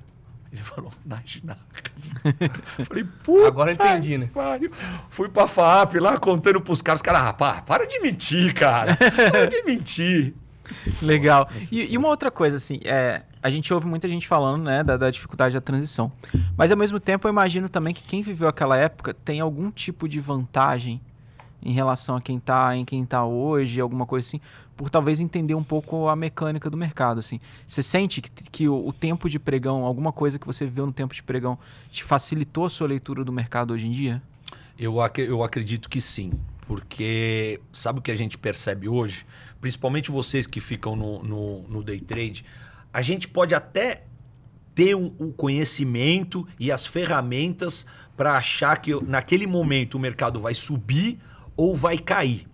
Só que o que eu acho que as pessoas que talvez não trabalharam no pregão e não tiveram essa familiaridade, muitas vezes que estão começando a não entende, é o seguinte: você pode até estar certo na sua opinião, na sua estratégia.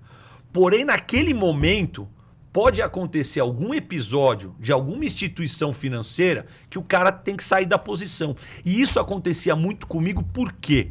Porque eu ficava com a tesouraria volto a dizer, do Santander, e o cara vira e mexe, ele abria spread para alguém. E aí chegava uma Cargill, uma Coca, não sei o quê, e enfiava nele. E a partir do momento que ele comprou o dólar aqui, né, ele tinha que bater comigo no pregão. Então muitas vezes era comprador pra caceta, e isso também é uma escola que você aprende depois. E ele mandava eu vender. E, obviamente, como eu tinha uma cumplicidade muito grande com ele, eu queria trabalhar a ordem. Sim. Então, se eu via que era muito comprador no 2, eu apregoava no 3. Obviamente, algumas vezes, os caras me tomavam no 3, eu fazia melhor para ele agradecia. Só que, obviamente, tem vezes que não ia. Uhum. Aí ele falava para mim, né, usava um palavrão, porra, o que eu mandar, você faz, cara. Não fica. Por quê? Porque depois ficava encilhado. Uhum. Porque ele já abriu o spread para outro cara, né? Então tinha muito isso. Então, às vezes a gente fazia e às vezes a gente ia no preço mesmo. Não importa que tem muito comprador. O cara tinha que sair do... Então, essa experiência é muito a que fica. Que eu percebo das pessoas que às vezes não entendem. E vocês que estão na mesa e estão familiarizados, você vê aquele fluxo aquela hora. Você fala, alguma coisa que aconteceu. Isso é importante, né? Porque assim, às vezes as pessoas falam assim, vou dar um exemplo aqui, sei lá. Um exemplo qualquer. O banco aqui, ele tem um viés de alta de dólar. Vou dizer um fictício aqui, qualquer. Aí você vai olhar, tá o BTG só vendendo dólar o dia inteiro. Aí você fala, aí a gente já cansou de ver, vocês soltam um relatório, quantas vezes eu já vi isso? Vocês soltam um relatório de compra de dólar, mas na verdade vocês estão vendendo, vocês querem que a gente venda para vocês. Sim, vocês querem que a gente compre de vocês. Fala, não, cara, calma aí. É que assim, às vezes, obviamente, vai lembrar, isso aqui é um banco. Então, às vezes, o cara vem uma empresa, quer trazer, sei lá, quer comprar real. Né? Então, se ela quer comprar real, a gente vai ter que vender dólar para ela, naturalmente a gente vai ter que na outra ponta comprar dólar para não descasar o negócio. E aí, né, ou então o inverso, a empresa saindo, mandando dinheiro, comprando dólar, a gente vendendo dólar para ela e tendo que, né, vender dólar aqui também. Então, essa movimentação dos bancos, que é uma das coisas que você está trazendo aqui, que eu acho animal, porque muita gente não entende isso. Acha que simples e puramente assim, a tesouraria... ela é só direcional, né? E na verdade, o grande trabalho da tesouraria é dar liquidez para os business do banco, né? Não fazer necessariamente, o casamento ali dos ativos. Não necessariamente a tesouraria, ela simples e puramente opera direcional. Ela pode até ter uma posição direcional, mas às vezes ela vai ter que zerar essa posição porque, sei lá, veio algum outro fluxo e depois ela volta a tomar posição.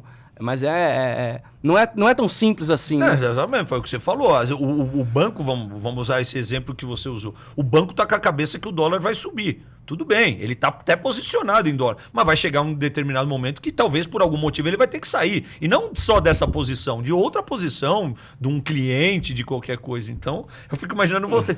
Mas você falou que era para comprar, não, isso acontece. Ou então sabe uma outra coisa que acontece muito também? Que é uma coisa que pra gente como analista é muito importante, é a questão de horizonte temporal. Então, por exemplo, você fala assim, você acha que o dólar vai subir ou vai cair? Eu te pergunto, você está pensando em quanto tempo, em que horizonte temporal? Né? Porque você tem período? E tem uma tendência mais longa, às vezes no curto prazo, mas você está com uma visão, e é uma coisa até para você tentar, você tem que saber tirar o seu viés, né? Você está às vezes com uma visão de mais médio e longo prazo de um dólar um pouco para cima. Só que, putz, às vezes igual o dólar chegou agora nos 5.300, pô, faz sentido uma realizada ele ter uns 5.10, 5.12, mais ou menos 5.11. Faz sentido você pensar isso, só que você não mudou necessariamente a sua visão De longo de um prazo maior. De um prazo maior. E às vezes, no caso, quando a gente passa pro day trade, que aí é um outro bicho, você pode até estar com uma visão, putz, que a gente tem uma tendência no médio prazo para cima, só que aconteceu um evento ali que às vezes você consegue achar um espaço para você tentar capturar 10, 15, 20 pontos ali de um movimento, de um determinado movimento, né? Então isso é algo que sempre tem que ser trabalhado também. Não, né? você falou perfeito. E eu acompanhando vocês, justamente, você fala justamente isso. Por exemplo, sei lá, bateu o índice, bateu lá 700, aí você fala assim, você continua com a cabeça que é de alta, mas é sadio ele vir até o 400 de novo, dar uma realizada, respirar e pegar um fôlego de novo. E eu vejo, às vezes você comentando sobre isso, né? Que vai dar essa barrigadinha, normal, mas né? isso não quer dizer que você mudou. Ah, não, então agora é para vender? Não, não é para vender, é aquele naquele porque teve período. um determinado evento em Exatamente. Isso acontece muito com a ação, né? Aquela ação tá com tendência de baixa, aí começa a subir 2, 3 dias, a pessoa, nossa, viu, vocês estão falando que é para vender? Hoje no almoço teve um senhor que falou isso, né? Que eu ainda fui zoar ele de volta. O Cabral falando. Ah, tá. A gente estava no almoço, ele não vou citar a ação aqui, mas ele falou assim, não, porque, pô, tá me quebrando, porque eu tenho ação dessa empresa e agora só cai e tal, não sei o quê. Aí eu peguei e falei, como é que tem alguma coisa errada? Porque eu também tenho ação dessa empresa e eu tô extremamente feliz. Aí eu fui, peguei, abri o gráfico, falei pra ele, mostrei assim, eu peguei meu celular, mostrei pra ele, falei assim, cara, tá caindo há 4, 5 dias, você tá reclamando? E assim, o negócio subiu, sei lá, 20%, 25% no ano. Aí eu falei, pô, Cabral, aí é demais, né? 25% de alta em, 5 meses de ano não tá ruim, né? Aí ele, não, pô, aí a gente, né, obviamente numa brincadeira sadia, zoando ele me zoando. E aí é muito disso também, né? De às vezes as pessoas ficarem ancoradas ali num espaço mais curto de tempo.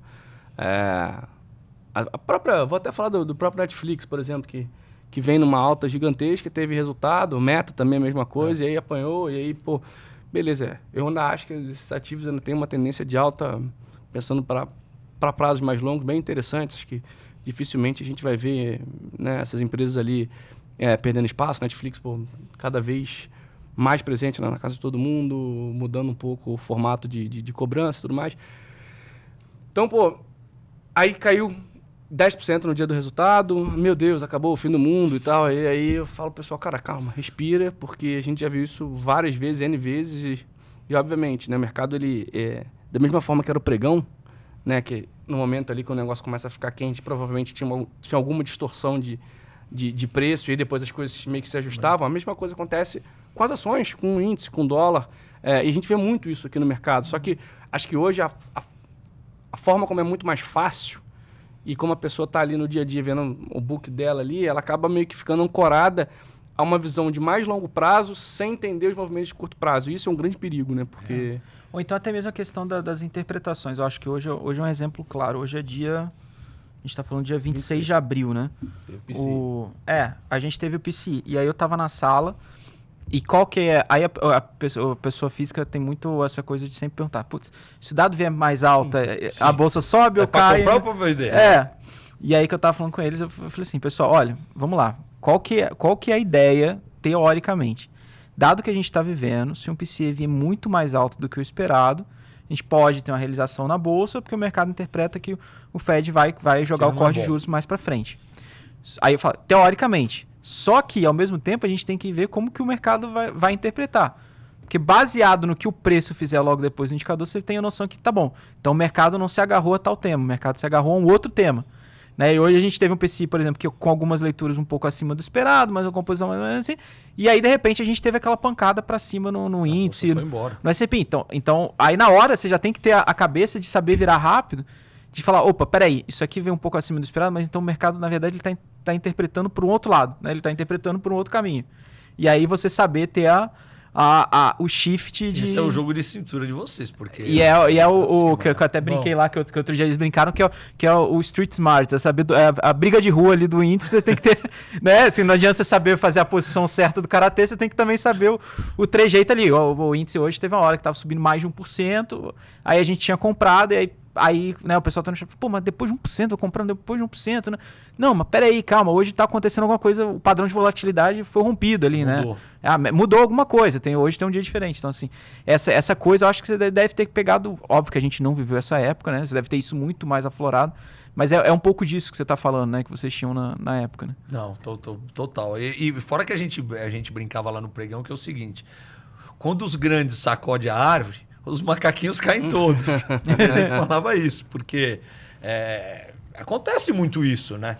O problema é que agora as pessoas também são, principalmente o trader, é muito imediatista, né? Muito. Então, você fala uma coisa, essa geração que veio, né? Vocês percebem, porque vocês ficam com bastante gente ligada e mais jovem, eles querem o peixe, mas não querem aprender a pescar, né?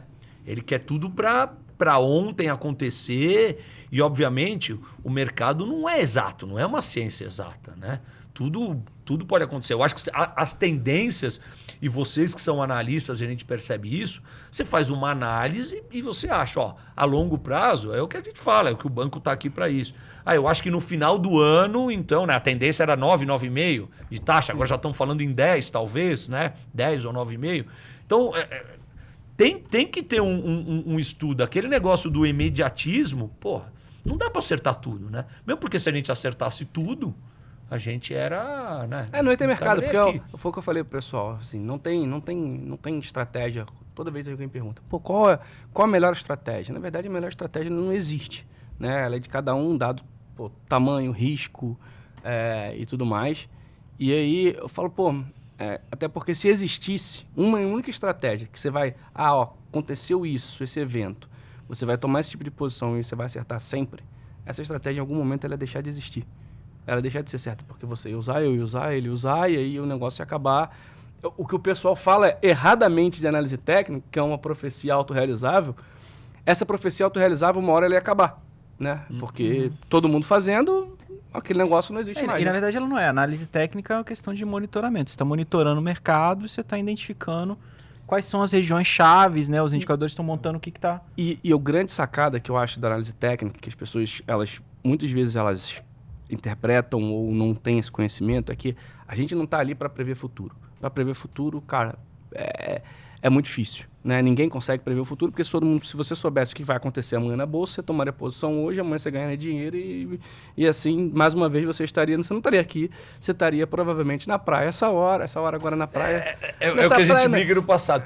Se você tivesse uma lâmpada e pudesse pro gênio, o que você queria? Eu queria o BD do dia anterior. É isso, exatamente. Na bolsa a gente falava que a gente recebia aquele boletim diário. Eu queria saber 2 minutos para frente. Porque ele tem uma supervisão de 2 minutos para frente. 2 tá bom. 2 minutos pra frente. 2 minutos, um dia, 2 minutos pra frente. Então, eu acho que, na verdade, a gente traça cenários, obviamente, dentro de um cenário probabilístico da coisa, e a gente vai reagir de acordo com aquilo que acontecer. Sei lá, eu acho que vai romper essa resistência, porque eu vou olhar aqui, naturalmente, quando você tem um rompimento de resistência, com volume, passando de uma região lá, as médias não estão tão longe, os indicadores não estão... Né? Você tem talvez ali um movimento até interessante do IFR, por exemplo, entrando em zona de sobrecompra. Um negócio ali te chama atenção para você comprar. Quer dizer que aquilo ali vai ser um negócio certo que vai acontecer exatamente? Não, obviamente, porque pode ser que não. Pode ser que, foi o que nem você falou, pode ser que alguém olhe para aquilo e fale, beleza, subiu, mas eu preciso zerar minha posição aqui, ou preciso diminuir por qualquer motivo que seja. E aí aquele movimento que deveria ser, né, estatisticamente falando, acontecer não acontece.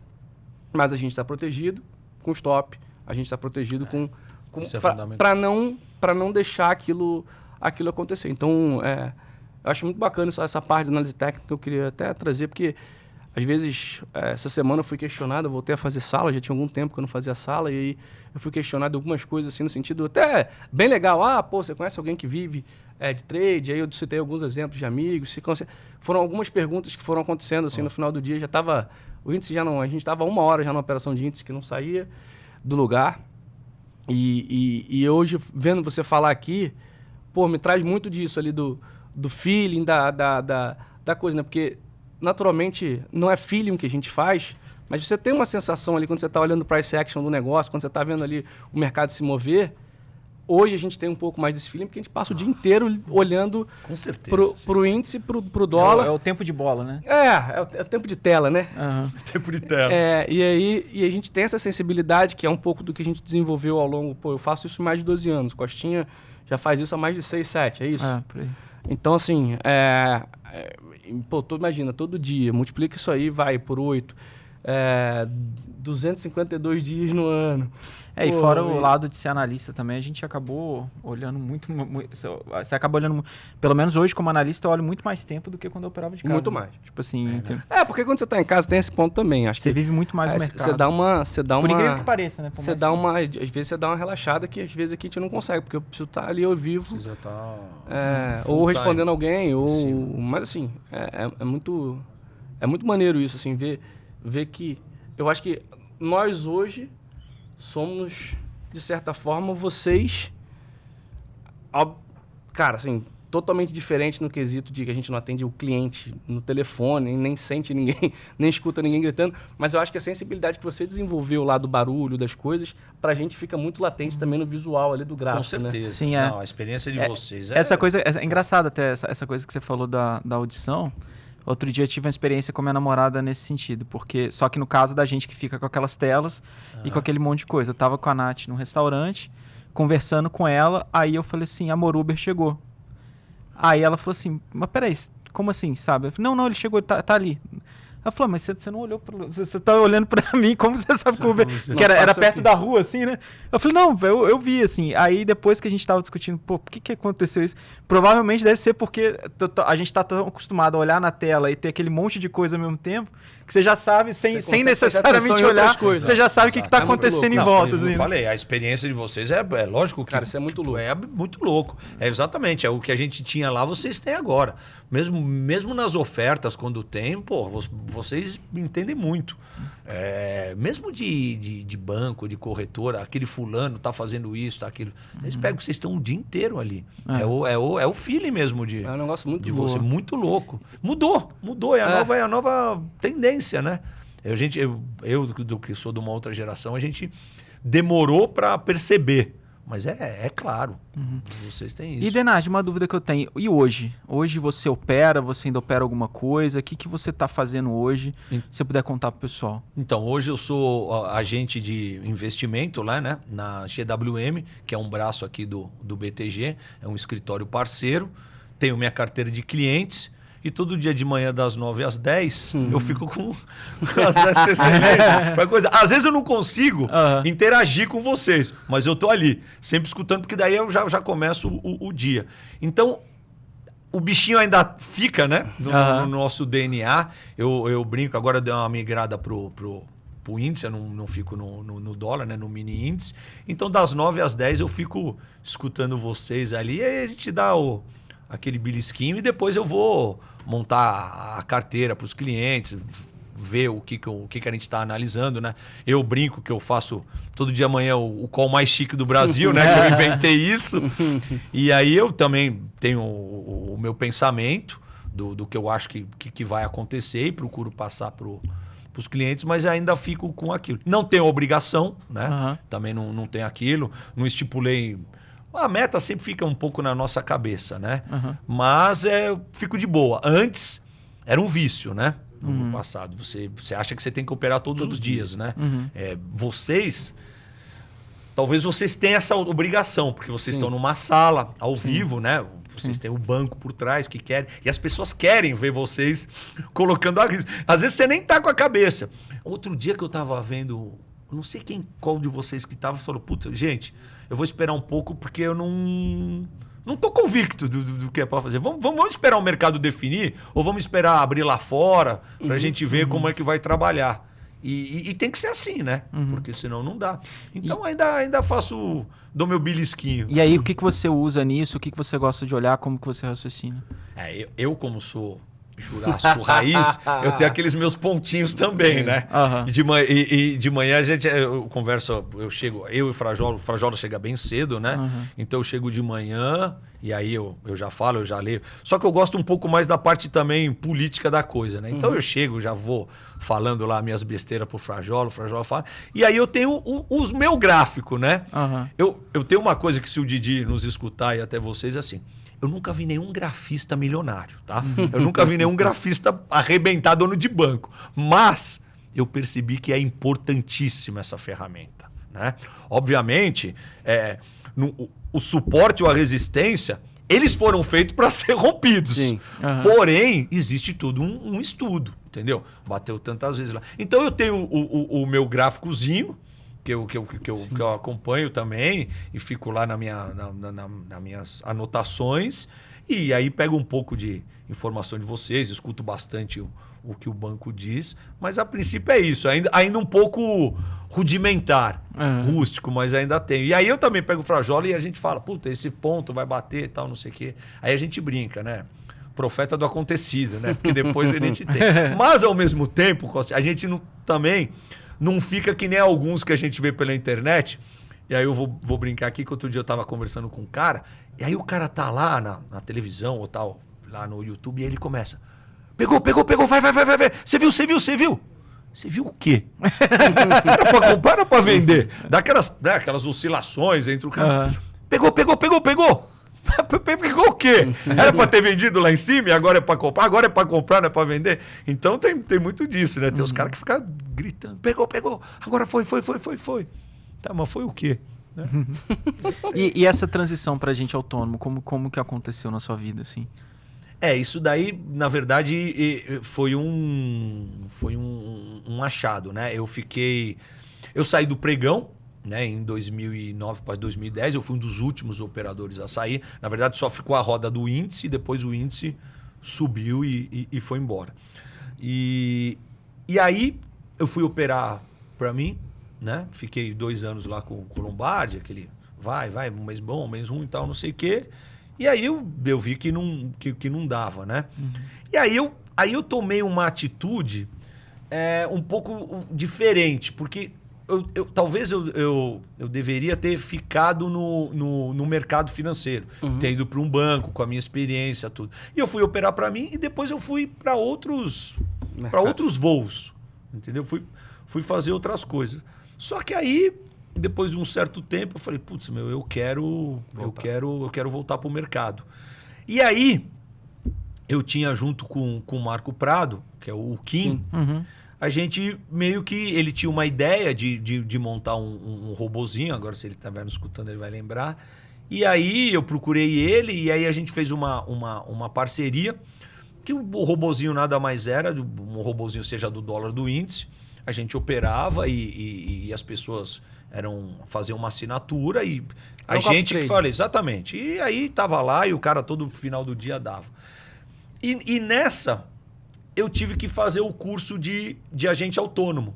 Por quê? Para indicar as pessoas que fossem abrir uma conta. E aí veio os sócios lá da GWM, o Habib e o Rafael Moreno, que acabaram chamando, né? Eles tinham uma amizade com o Kim, e falou se não queria que a gente, né, despejasse, né, a carteira de cliente na GWM e no BTG.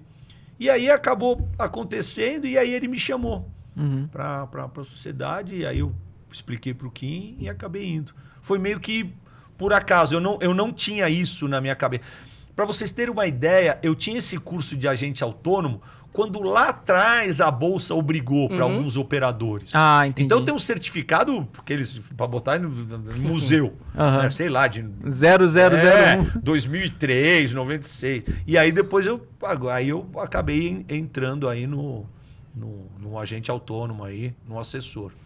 Que eu acho que é bem bacana. Eu acho que mudou-se muito o pensamento e a visão, né? Falando um pouco de mercado, vocês que estão vendo, assim, a cultura. Eu vejo pelos meus 2 filhos, né? Eu tenho 2 filhos, um de 19 e um de 17.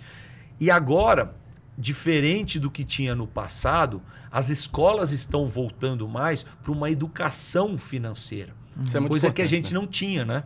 Não tinha. Na minha época não tinha. Só então... tinha aquela matemática dos juros, né? Ah, isso aqui é no 10% máximo, de desconto, quanto é que sai o negócio? No máximo eu lembro da minha escola, da professora ensinando como preencher um cheque. Você ainda pegou o cheque. Eu lembro disso. Que tinha os risquinhos. Sabe o que é isso? Cheque. Você ganhava O que é cheque. Cara, Eu lembro que eu ia na cheque farmácia nominal, com a minha avó. portador. E eu lembro que, assim, eu tô extenso. com 31, né? Mas, assim, tô com 31. Para algumas pessoas eu sou novo, para outras eu sou um pouco mais... Mas eu lembro até hoje, eu ia com a minha avó na farmácia e quando ela ia pagar com cartão, eu ficava pé da vida. Porque o cartão você tinha que ir para um outro lugar. Carbono. Aí o cara ligava, aqui, né? o cara Pra ligava pedir autorização. pra pedir autorização, aí passava no carbono, Então demorava. você pegou, você pegou. Demorava pra Isso. caramba. Não, é verdade. Daí tinha o... Putz, American Express, aquele cartão. Nossa, como demorava aquela maquininha do carbono, autorização, né? Como era antiga as coisas. Mas essa mudança foi boa, né? Essa mudança dessa nova geração de ter esse de conhecimento é muito boa. Meu filho está no 3º ano, esse mais novo, para se formar, e tem esse tipo de matéria. Então é bom, porque vai mudando um pouco, né? Quer dizer, o americano, ele já nasce, uma criança já ganha, sei lá, uma carteirinha de ações, dá 2, 3 ações. A gente não tem essa cultura. Hoje tem muito CPF cadastrado na B3 e vai aumentar mais. Só que também tem muitos que não têm conhecimento nenhum, né? Isso é um negócio que é, assim, é assustador e, por outro lado, é bom e ruim, né? É bom porque mesmo as pessoas não sabendo o que elas estão fazendo, elas já estão no mercado financeiro, elas entendem que ficar na poupança não é um bom negócio. E aí, acho que talvez no início elas percam dinheiro porque elas não sabem o que fazem, vai muito na dica do amigo, comprou uma ação, a ação subiu X, Y, Z, e aí a pessoa compra lá ao topo, e aí depois, pô... Mas eu acho que essa mudança, ela é muito positiva. E esse negócio que você falou da escola, eu vejo, até conversando com a galera mais nova,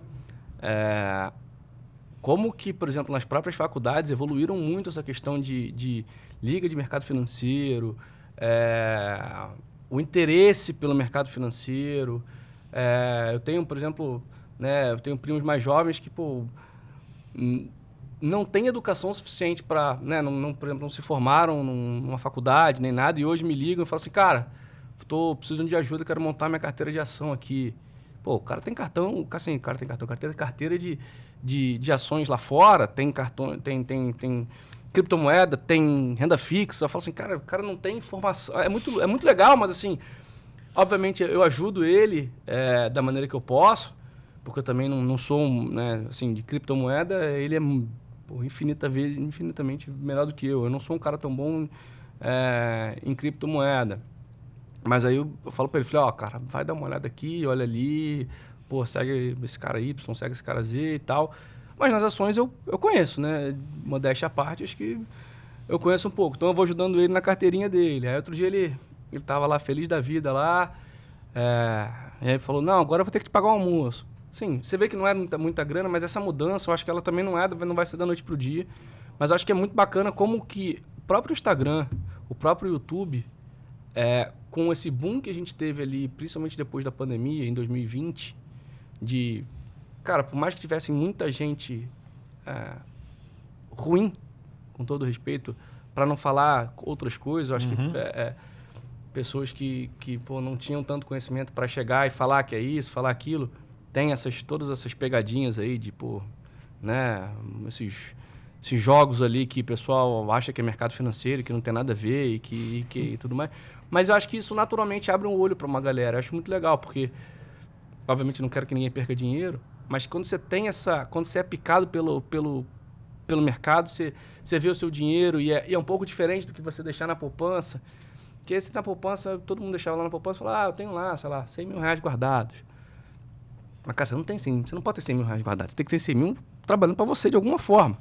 Né? Obviamente, o mercado de ações sobe e desce, né? Renda variável. Mas, pô, você tem um pouquinho lá na renda fixa, aí você vê uma ação subindo, sei lá. Pô, vou pegar um caso aqui esdrúxulo, porque NVIDIA, por exemplo, né?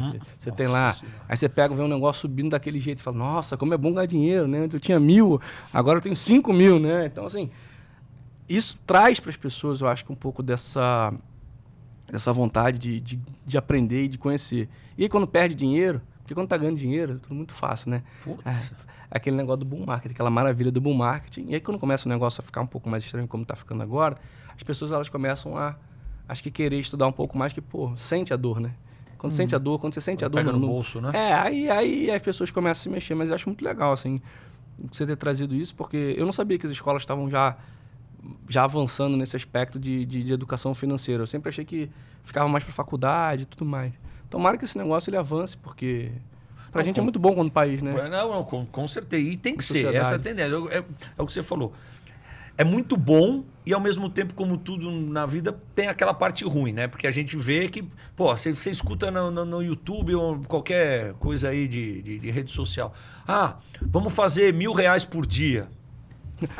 A minha mãe esses dias, eu vou falar assim, eu vou pegar meu exemplo de casa. Minha mãe me mandou assim, falou assim, meu filho, eu tenho lá aquele negócio que é investido, né? E ela tem uma grana investida em renda fixa e tudo mais. Minha mãe, não vou também botar ela numa renda variável, porque eu já conhecendo o perfil da minha mãe, né? E aí ela, pô, ajudei ela e tal.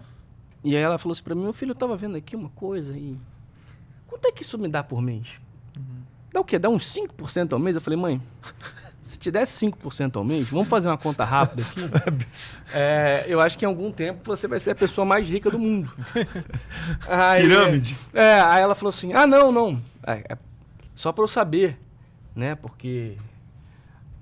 Assim, minha mãe é empreendedora, aposentada, na verdade, mas nunca parou, sempre tá ali se mexendo pra lá e pra cá, E algumas coisas, realmente, quando você vai empreender, tem um retorno, não é sempre, mas tem um retorno relativamente nesse alto. Número. Num prazo mais curto, maior. Eu falei, não, mãe, aqui é um pouco diferente, porque se fosse isso, de duas uma. Ou a gente estava muito mal, ou... O que eu gosto mais é aquela frase assim: não, eu sei que é renda variável, mas me dá uma média de quanto. Mas em média, dá pra tirar quanto? Você principalmente, deve escutar muito isso, né? Muito. Os clientes é impressionante, né? Eles falam. Primeiro que eu percebo, e aconteceu comigo ontem ou antes de ontem. Assim, uma cliente minha com dinheiro ainda na poupança, na Caixa Econômica. Aí eu fico me questionando, eu falo, poxa, mas o que o gerente... Porque a gente sabe, obviamente, e não estamos aqui para falar mal de dinheiro, muito pelo contrário, todo mundo estamos no mesmo barco. Mas assim, o que leva um gerente a deixar o dinheiro da pessoa ainda numa poupança? Quer dizer, sabe, é muito falta de... Quem ganha com o dinheiro na poupança? Acho que só o banco e o governo, porque não tem o mínimo cabimento. Então, começou a se mudar, né? Um pouco a dinâmica da coisa, das pessoas terem um pouco mais de familiaridade. Agora, também escuto. O meu amigo falou que tem uma aplicação que dá 3% ao mês. A gente já viu um monte de jogador aí que assim, tem coisa que dá 3% ao mês, mas não é a realidade, é o que eu brinco. Gente, se a taxa de juros é 10,75 ao ano, como é que pode dar 3% ao mês?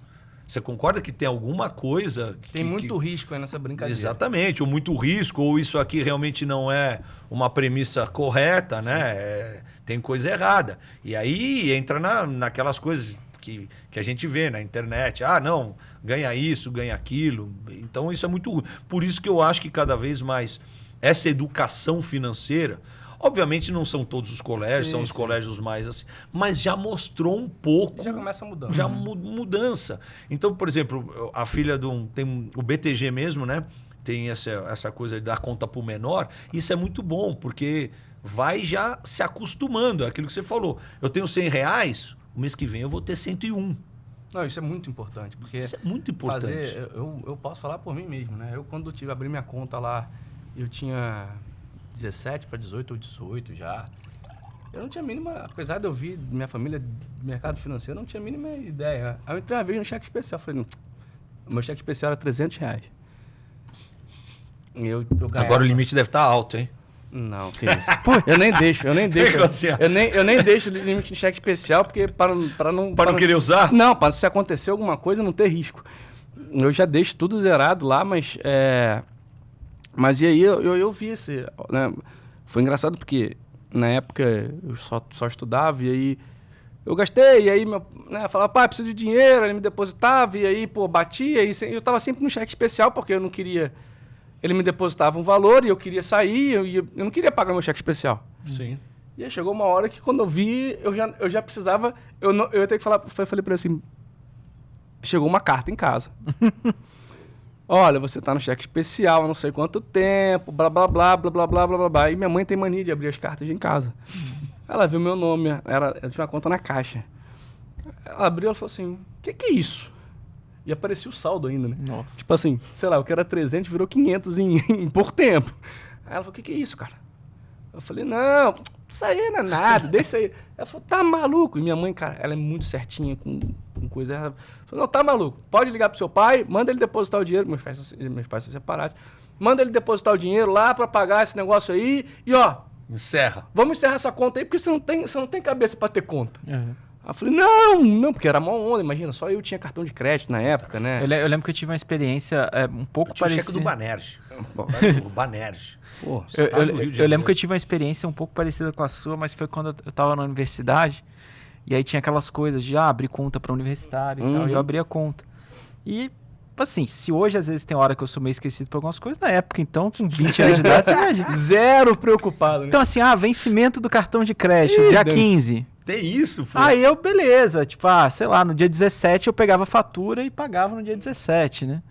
E aí eu comecei a notar, minha mãe começou a falar, pô, peraí, essa sua fatura aqui tá meio esquisita. Eu falei, mãe, eu não entendo, eu gasto tanto, mas vem tanto a mais. Aí a outra fatura, sei lá, vencia no dia 15, eu pagava pegava um mês ali, pagava no dia 20, sei lá, alguma coisa assim. E aí depois que eu fui até uma hora... Os juros estava comendo solto. Exatamente. Até uma hora que uma fatura de R$400, que era o limite que eu tinha na época, de repente teve um mês que veio R$900. Minha mãe, que isso? O que tá acontecendo? Meu filho, o que você tá fazendo? Mas tem isso, mas assim, são né? coisas muito simples, mas que a gente não tem muita noção, não né? Tem, e hoje, assim, agora você... obviamente, eu imagino que a sua experiência com tanto tempo no mercado te ajuda como agente autônomo, né? O que você sente, assim, que mais te ajuda e como que você vê hoje a sua posição... como que você vê o seu papel como agente autônomo? O que você acredita que o agente autônomo pode agregar hoje para as pessoas quando elas pensam os seus investimentos? Eu acho que, no meu caso, me ajudou bastante. Principalmente que, vamos falar, há 2 anos atrás, a gente estava com taxas de juros muito elevadas. Então, Sim. a bola da vez era a renda fixa. E não tinha outro motivo. Não tinha, pagando 14, tinha que ser. E agora nós estamos passando por uma transição complicada e difícil, né? De ter um prognóstico exatamente o que vai acontecer. Por uma série de fatores que estão, inclusive de política, de tudo. E talvez a renda variável agora é a bola da vez realmente. Só que existe o risco, que as pessoas não estão acostumadas. Principalmente quem ficou muito tempo na renda fixa. Então, essa experiência me ajuda muito no meu bate-papo com os clientes. Exemplo claro disso, um exemplo, sem citar nomes. Ontem, uma cliente minha me ligou. Não, pega sempre no aplicativo, né? E é aqueles horários absurdos, né? Porque a gente atua também.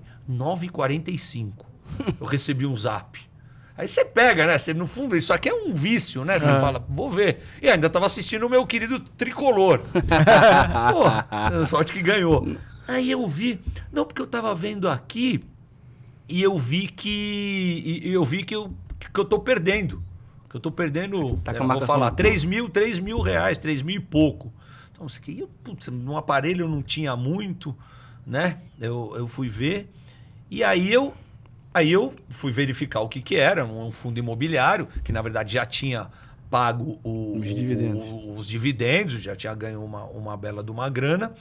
E só que com esse marcação a mercado, né, a cota que era 100 caiu para 98. Aí ele não ajustou. Só que ele não ajustou e tinha o valor. Mas aí eu falei, gozado, o mês passado, quando ela ganhou 8 mil, ela não me mandou o WhatsApp. E aí, isso tudo para dizer que daí eu fui explicar. Ó, esse é um fundo... então quer dizer que agora eu tô correndo risco?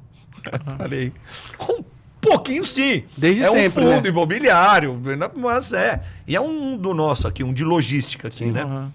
E aí eu estava explicando. Então, isso é a parte boa da minha experiência que mostra para dizer, né? Porque as pessoas não querem correr risco, mas querem ganhar. Sim. E existe uma premissa que a gente trouxe lá de baixo, que é a premissa de mercado, quanto maior o risco, maior a rentabilidade. Sim. Não tem milagre. Então, isso mostra um pouco da experiência nossa lá de baixo, principalmente com renda variável, de falar assim, ó, eu tenho a probabilidade, ou a chance de ganhar um pouco mais do que está pagando aí uma LCA, um CDB, tal, 0,8, 0,9 ao mês, vou ganhar 1,15. Sim, mas também pode acontecer. Então, eu acho que esse conhecimento, né, que eu carrego vale muito mais a pena. E eu acho que a figura do agente autônomo, diferente talvez de um gerente comercial, de uma agência, volto a dizer, não falando mal, não tem nada uma coisa a ver com a outra. Mas eles têm outras metas e outros objetivos, né? Então ele tem muitas vezes, ele precisa vender um seguro de vida, ele precisa às vezes te dar um consórcio que não tem nada a ver com o seu perfil, faz uma previdência que não casa com as suas expectativas, né? Então eu acho que a figura do agente autônomo, do assessor de investimento, como a gente fala, é uma coisa que também, guardada as devidas proporções, deu uma revolucionada também nisso, né? Obviamente, cada um tem o seu perfil, cada bandeira tem a sua estratégia, mas eu acho que isso vem ajudando bastante e acabou também sendo uma nova profissão, né? Sim. Nós perdemos uma de operador de pregão, mas outra aí. Ganhei essa depois de velho. Mas voltando aí ao que você me perguntou, eu acho que a experiência lá de baixo ajuda muito, né? Até para dizer assim, putz, você acha que você perdeu muito? Você não perdeu nada. Quer que eu te conte a história de quem realmente perdeu? Baixinho, Vamos. O Otto ele não está aqui hoje, mas ele costuma fazer uma pergunta sempre. Eu vou honrar aqui a pergunta do Otto. Tá bom. Muito bem. Que ele sempre pergunta se você puder falar de 2 trades seus. Um ele já falou, né? Um que deu muito certo, e você ganhou muito dinheiro, e você aprendeu alguma coisa com aquilo. E um trade que deu muito errado, mas que de alguma forma você tirou uma lição ou foi alguma história muito curiosa. Não precisa ser só trade também. Pode ser situação quando você estava lá. Situações de mercado. Quando você viu algumas situações também. Tem uma que eu tenho que ficou emblemática para mim e para esse meu que eu chamava de patrão, né? Essa instituição, que como a gente tinha aquele pacto de 400 lotes, de tomar o que precisasse. Não sei se vocês vão lembrar, mas quando o Santander comprou o Banespa, né? Eu estava na roda de dólar e era o leilão, não sei se vocês se recordam, mas o leilão, o envelope era fechado. E tipo, tinham calculado para, sei lá, que o banco, o Banespa valia vamos dizer, sei lá, 1 bi. E saiu por 3. Foi uma coisa astronômica. O Santander pagou um ágio absurdo. Não sei que conta que eles fizeram lá, não sei nem dizer, mas foi isso. Envelope fechado saiu. E quando saiu o leilão, eu me lembro hoje, o dólar de novo virou aquele baile funk absurdo, né? Entrou muito dinheiro do dólar, é aquilo. Os caras precisavam, entrou uma demanda gigantesca. O nego tem que sair batendo, né? Sim. Precisa transformar dólar em real para comprar. E ele entrou na minha linha e ele só gritou: enfia! Quando ele enfia, são aquelas coisas também que acontecem. O cara tipo, não estava perto, mas também não estava longe. O cara daqui ali apregou que comprava. Toma. Nossa, eu fui pra cima dele, mas já bati. E aí, naquela época que a gente usava aquele linguajar, ele tchado. Quando você falava a palavra tchado, né, que era do fechado, e você não abriu o lote, o mínimo era 50. Aí ele falou tchado, eu tchado, ele tchado, eu tchado, daí eu fiz assim, quantos? Só que, eu não sei também como é que foi a operação dele, se eles seguraram, o que ele fez. E aí ele fez assim pra mim, 225. Daí eu falei, tá bom. Só que, gente, eu não vou lembrar os valores hoje, mas sei lá, vamos trazer pra presente. O dólar tava 5, ele caiu pra 3. Nossa. Caramba. Assim. Mas uma quantidade de pontos, tipo, absurda. 250 pontos, sabe assim? Caramba. Um absurdo. Porque realmente o valor do leilão foi uma coisa astronômica. E aí, o cara entrava na minha linha gritando, como sempre, a gritaria. O que você fez? O que você fez? Eu falei, eu vendi 225 lotes a 5. Ele, a quanto? Eu falei, a 5. O mercado estava saindo tipo a 2,90. Não, era um absurdo. Mas o que tinha caído. acontecido para isso? Assim? Porque tinha saído o leilão e entrou um zilhão de dólar. Tá, entendi. Entendeu? E, tipo, os caras tinham que fritar. E realmente foi assim. E, para confirmar com esse cara, porque o que aconteceu? O mundo foi vender para ele. E eu não sei a quantidade que ele tinha, né? Sim. Não sei o que aconteceu. Puta, meu, essa foi. Bom, essa operação aí deu 450 mil reais. Nossa. E aí ele me agradece até hoje, aí brinca, a gente vai no bar do Giba e ele fala, não, essa rodada eu vou te pagar, você salvou o meu bônus. Bônus bem apertado. Boa. Essa daí foi uma história bacana de sucesso, né? Sim.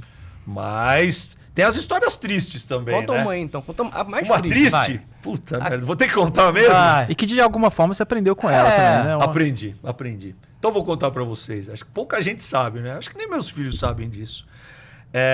Eu tava lá na Interfloat, né? No Lombardi. E achei... vou contar aqui, vou abrir. Achei que sabia operar o robô. Que a gente chamava de robô, né? O robozinho. Falei, puta, peguei o jeito desse mercado, cara. Peguei o jeito. Juro, eu falei, peguei o jeito. Aí, que Estipulei um valor. Não vem ao caso, o valor não é nada assim, por dia. E eu vou fazer esse valor por dia e vou desligar o computador. E eu tinha saído do pregão, ainda estava. E às vezes, galera, era 10h15, eu tinha feito. Aí eu saía, era aqui na Tabapuã com a Faria Lima. Uhum. Aí eu saía, ia no Iguatemi, ligava para um amigo para almoçar. Tinha o hamburguinho aqui, a lanchonete, que era do lado, nem sei se você estava ali perto da Rua Mauri. Eu ficava, às vezes demorava 11 horas, e eu fazia aquilo. 21 dias eu acertei. No 22º, o S&P, o Dow Jones, despencando. Caindo 2,5%, 3%. Falei, caralho, desculpa. Falei, caramba, tem que vender o índice, né? E aí eu sou também de uma escola que é o seguinte, eu vou falar para vocês. O índice, ele nasceu para ser vendido, tá? E as pessoas vão me matar. Porque se você tem uma vista, o futuro é para vender. É para você se redear. Então você compra as ações e vende o futuro e você está redeado, né? Então eu brinco. O índice foi feito para ser vendido. Obviamente não é isso. E aí eu vendi. E aí, cara, o nosso amigo Itaú, famoso 114 da Bolsa, hoje eu estou contando tudo, botava oferta de compra, cara, no eletrônico. Botava uns lotes grandes. E nego batia. Então, quer dizer, um negócio que era para estar despencando, não ia. Uhum. Então caía muito pouco. Entendeu? Parecia tipo, sabe, caía. Mas era muito pouco. E eu não estava percebendo. Não estava percebendo no que estava acontecendo. Né? Tava um pouco de falta de experiência. Achei que eu sabia tudo do robozinho. Peguei o jeito. Bom, vou resumir a história. Meus amigos, e eu fazendo o tal do médio, né? Aumentando, lógico. A desgraça não pode ser pouca. Tem que ser pequena. Mercado lá fora 3 de baixa, o Itaú aqui segurando, o mercado respirava, eu comprava mais 5 lá. Aí eu fui ficando desse tamanho, a hora que, sei lá, melhorou. Ele devia estar fazendo alguma operação, eu volto. Algum swap, algum hedge, estava fazendo alguma coisa. Porra, e o Itaú, caramba, né? Ou é o Pactual, ou é o Bradesco, ou o Santander. Na hora que como é que veio o Fábio Denardi? Meu amigo, a hora que melhorou lá fora, não deu tempo nem de eu catar cavaco. Bom, resumindo, eu devolvi os 22 dias, óbvio, e mais alguns dias, né? E aí eu fui pra casa a pé, andando, muito triste, chutando tudo quanto era pedra na rua, e falei, cara, que doideira, né? Que lição de vida que eu preciso aprender. Se eu estipulei que eu ia ganhar X por dia, quando eu perder esse X, e é isso que vocês fazem muito bem, que vocês procuram passar para as pessoas que acompanham vocês. Então fica aqui um depoimento que stop é fundamental. E fazer médio, eu descobri, Costinha, que é o seguinte: de 10 médios que você faz, 6 podem dar certo. Mas pode ter certeza que o que der errado vai estragar tudo. Esse negócio do médio é um negócio de maluco. É o que eu falo. Eu gosto de fazer médio, mas a favor da minha operação. Ah, mas isso é perfeito. Essa é a sabedoria. Ou então quer fazer o médio, beleza. Você divide o que você já opera, na verdade, né? Então, mas assim, eu acho que eu não sou tão fã assim do médio. Bom, histórias e também já fiz muitos. Já fiz um pouco disso que você falou aí. E principalmente aumentar a mão é um negócio de maluco também. Você aumenta a mão achando que você... Não, vou recuperar. Banco, né, vou recuperar, vou dobrar minha mão. E aí você acaba entregando tudo. Costinha, agora, já que você fez uma, quer que eu faça outra? Pode fazer outra. Ah, então vou fazer outra. Mas agora você precisa pegar o pregatório. Não, é que a gente já tá com 2 horas já de Caramba, podcast. passou voando. Passou... História boa é assim, né? Bate-papo, pô. E se deixasse, se eu não tivesse olhado o relógio, assim, a gente ia mais 1 hora, 2 horas. A gente sempre pergunta aqui, sempre pede, na verdade é esse senhor aqui do meu lado que faz essa pergunta de, algumas referências para quem está escutando a gente, para quem está assistindo a gente. Não necessariamente precisa ser mercado financeiro, alguma coisa ligada ao que a gente faz no dia a dia, mas assim, um livro, um filme e uma música que você goste ou que você acha que faz sentido para crescer como pessoa, para crescer como profissional, ou que você está lendo agora e que você está gostando, alguma coisa nesse sentido. Eu acho que o filme... tem que ser o que a gente falou, Costinha, tem que ser Wall Street. Né? Não adianta. Eu acho que isso daí remete muito à minha história. Mas eu acho isso muito pessoal, né? Mas o que eu procuraria dizer é o seguinte: as pessoas, principalmente no mundo de hoje que a gente vive, precisa se apegar a alguma coisa religiosa, alguma coisa um pouco maior. E não importa qual seja a crença, não tem nada a ver com isso, cada um na sua. Mas eu acho que é muito importante. Então, qualquer livro nesse sentido, eu acho que vale bastante a pena. Eu, por exemplo, estou assistindo agora o The Chosen, né? O Escolhido, né? Eu acho que é um filme bacana, obviamente não tem nada a ver, mas eu acho que pode ensinar um pouco de valor, coisa que a gente perdeu nesses últimos tempos por uma série de coisas, né? Principalmente a gente que está no mercado financeiro. Dinheiro é importante? Lógico que é importante, né? Nós estamos aqui justamente por conta do dinheiro. Mas eu acho que existe uma coisa maior e talvez para você conseguir o dinheiro, você não precise fazer coisas que sejam erradas ou que agridam ou machuquem alguém. Então, essa é a minha contribuição. Eu acho que vale a pena também assistir esse filme aí. E agora eu escuto vocês para dizer o que eu devo pegar de análise técnica que vocês aconselham. Principalmente o Dr. Costinha. Que isso. Tamo junto. Boa. Faltou a música. Putz, a música? O que você gosta de ouvir? Velho, o que você gosta de ouvir? Eu gosto de tudo, né?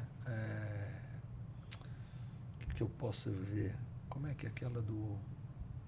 Não precisa ser a música exatamente, não pode ser a banda, pode ser o estilo de música. Que eu gosto de tudo, né? Tem uma coisa que eu falo para meus filhos que eles não entendem. Eu fui de uma geração que a minha mãe me levava para a escola escutando Roberto Carlos e Júlio Iglesias. Então eu sei todas as músicas do Roberto Carlos. Mas eu gosto de tudo, galera, assim, de som. Eu não tenho o hábito de rock, não tenho esse conhecimento. admiro bastante, mas eu não tenho. Principalmente os pesados. Ah. Eu tenho, não sei, Sepultura, essa galera toda assim. Ele é, né? Claro. Ele é. Eu escuto de tudo também. Eu escuto qualquer coisa, então... Eu falo que eu falo que eu escuto de tudo também. Eu escuto Não. hard rock progressivo. Tudo Hard rock progressivo, rock clássico, entendeu? Funk rock. A gente gosta de tudo. O problema é agora que eu tô numa geração aí dos meus 2 filhos adolescentes, né? O funk tá demais, né? A letra do funk não dá, né? Não dá. Então é melhor ficar com os nossos aqui. Bom, Denardi, tem uma foto aqui sua que saiu na capa do jornal. Essa daí saiu na capa Conta do aí, Estadão. explica. Se o Vitinho vai botar aí, eu não sei se ele vai pegar aqui da câmera ali. Mas Vai a gente botar manda aí? pra ele. Vitinho, a gente vai te mandar foto. Isso. Tem essa foto e tem a moldura que eu fiz que tem que Deixa eu mostrar pegar. que era o Estadão, né? Aham. Tem até a data aí, né, Costinha? Manda as duas aí. Tem a gente aqui, bota Os aqui. caras vão falar que eu tô velho pra caramba. Mas essa aí foi bacana. Ó, foi... Deixa eu ver se eu consigo enxergar. Qual que é o texto? Aqui embaixo tava... Euforia faz Bovespa bater novo recorde de pontos. Que ele bateu 35 mil pontos. Olha só. E isso era a roda do dólar, né? Pra você ver como é Ai que... do céu. Bom, Costinha, você vai finalizar, mas eu vou 5 de agradecer. janeiro de 2006. 2006. Ô, tempo bom, hein? Bom, Denardi, cara, muito obrigado por topar, sentar aqui com a gente, trocar essa ideia.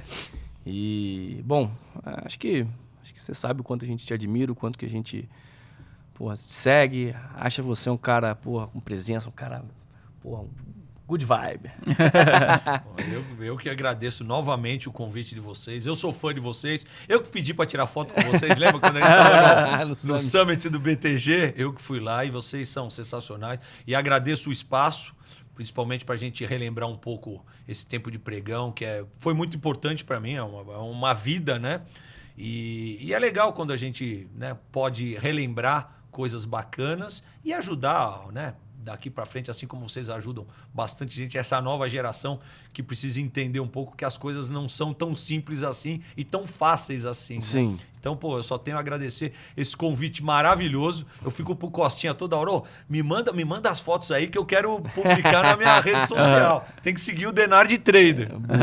Boa. Denardi, também queria fazer minha aí as palavras do Lucas, te agradecer.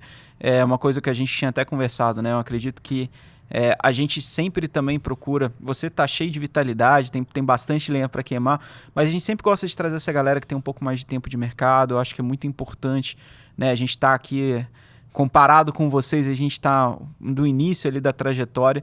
Então, eu acho que a gente tem que fazer jus a essa história, a gente tem que honrar essas histórias, porque daqui a um tempo, essas pessoas que foram de pregão, elas ainda podem estar aqui, mas não, às vezes não vai estar com a disponibilidade que tem hoje, não vai estar com a facilidade para contar as histórias, o acesso e tudo. Então, isso pra gente é muito importante, porque muita coisa mudou, mas ao mesmo tempo nem tanta coisa mudou assim a ponto dessas lições não terem valor hoje em dia, né? Então, acho que isso é sempre importante. E é isso. Pessoal, se você gostou desse episódio, eu peço que você pode curtir o episódio, deixa nos comentários o que você achou de mais legal, qual foi o ponto que você gostou mais. Não deixa de compartilhar com seus amigos, isso é muito importante para fazer com que o nosso podcast cresça. E também não se esqueça de seguir a gente nas redes sociais. Siga o @ETGPactual, meu @LucasCostaT, lucas.mclaro e o @OttoG Spanenberg, ele não tá aqui, mas vale a pena ser qual do Denardi? mencionado. E Denardi, como as pessoas te acham nas redes sociais? Como que elas podem conhecer o seu trabalho? Você que hoje está na GWM, se puder falar aí pro pessoal. Então, quem puder me seguir também aí no Instagram, Denardi Trade, e lá tem todas as informações, tem o link lá, tem meu telefone, pode me mandar direct, tudo que a gente responde com o maior carinho e fico à disposição aí para assessorar e contar um pouco essas histórias aí. Pô, animal. Boa, então é isso. Pessoal, muito obrigado. Até mais e tchau, tchau. Falou, pessoal. Valeu. Tchau, tchau.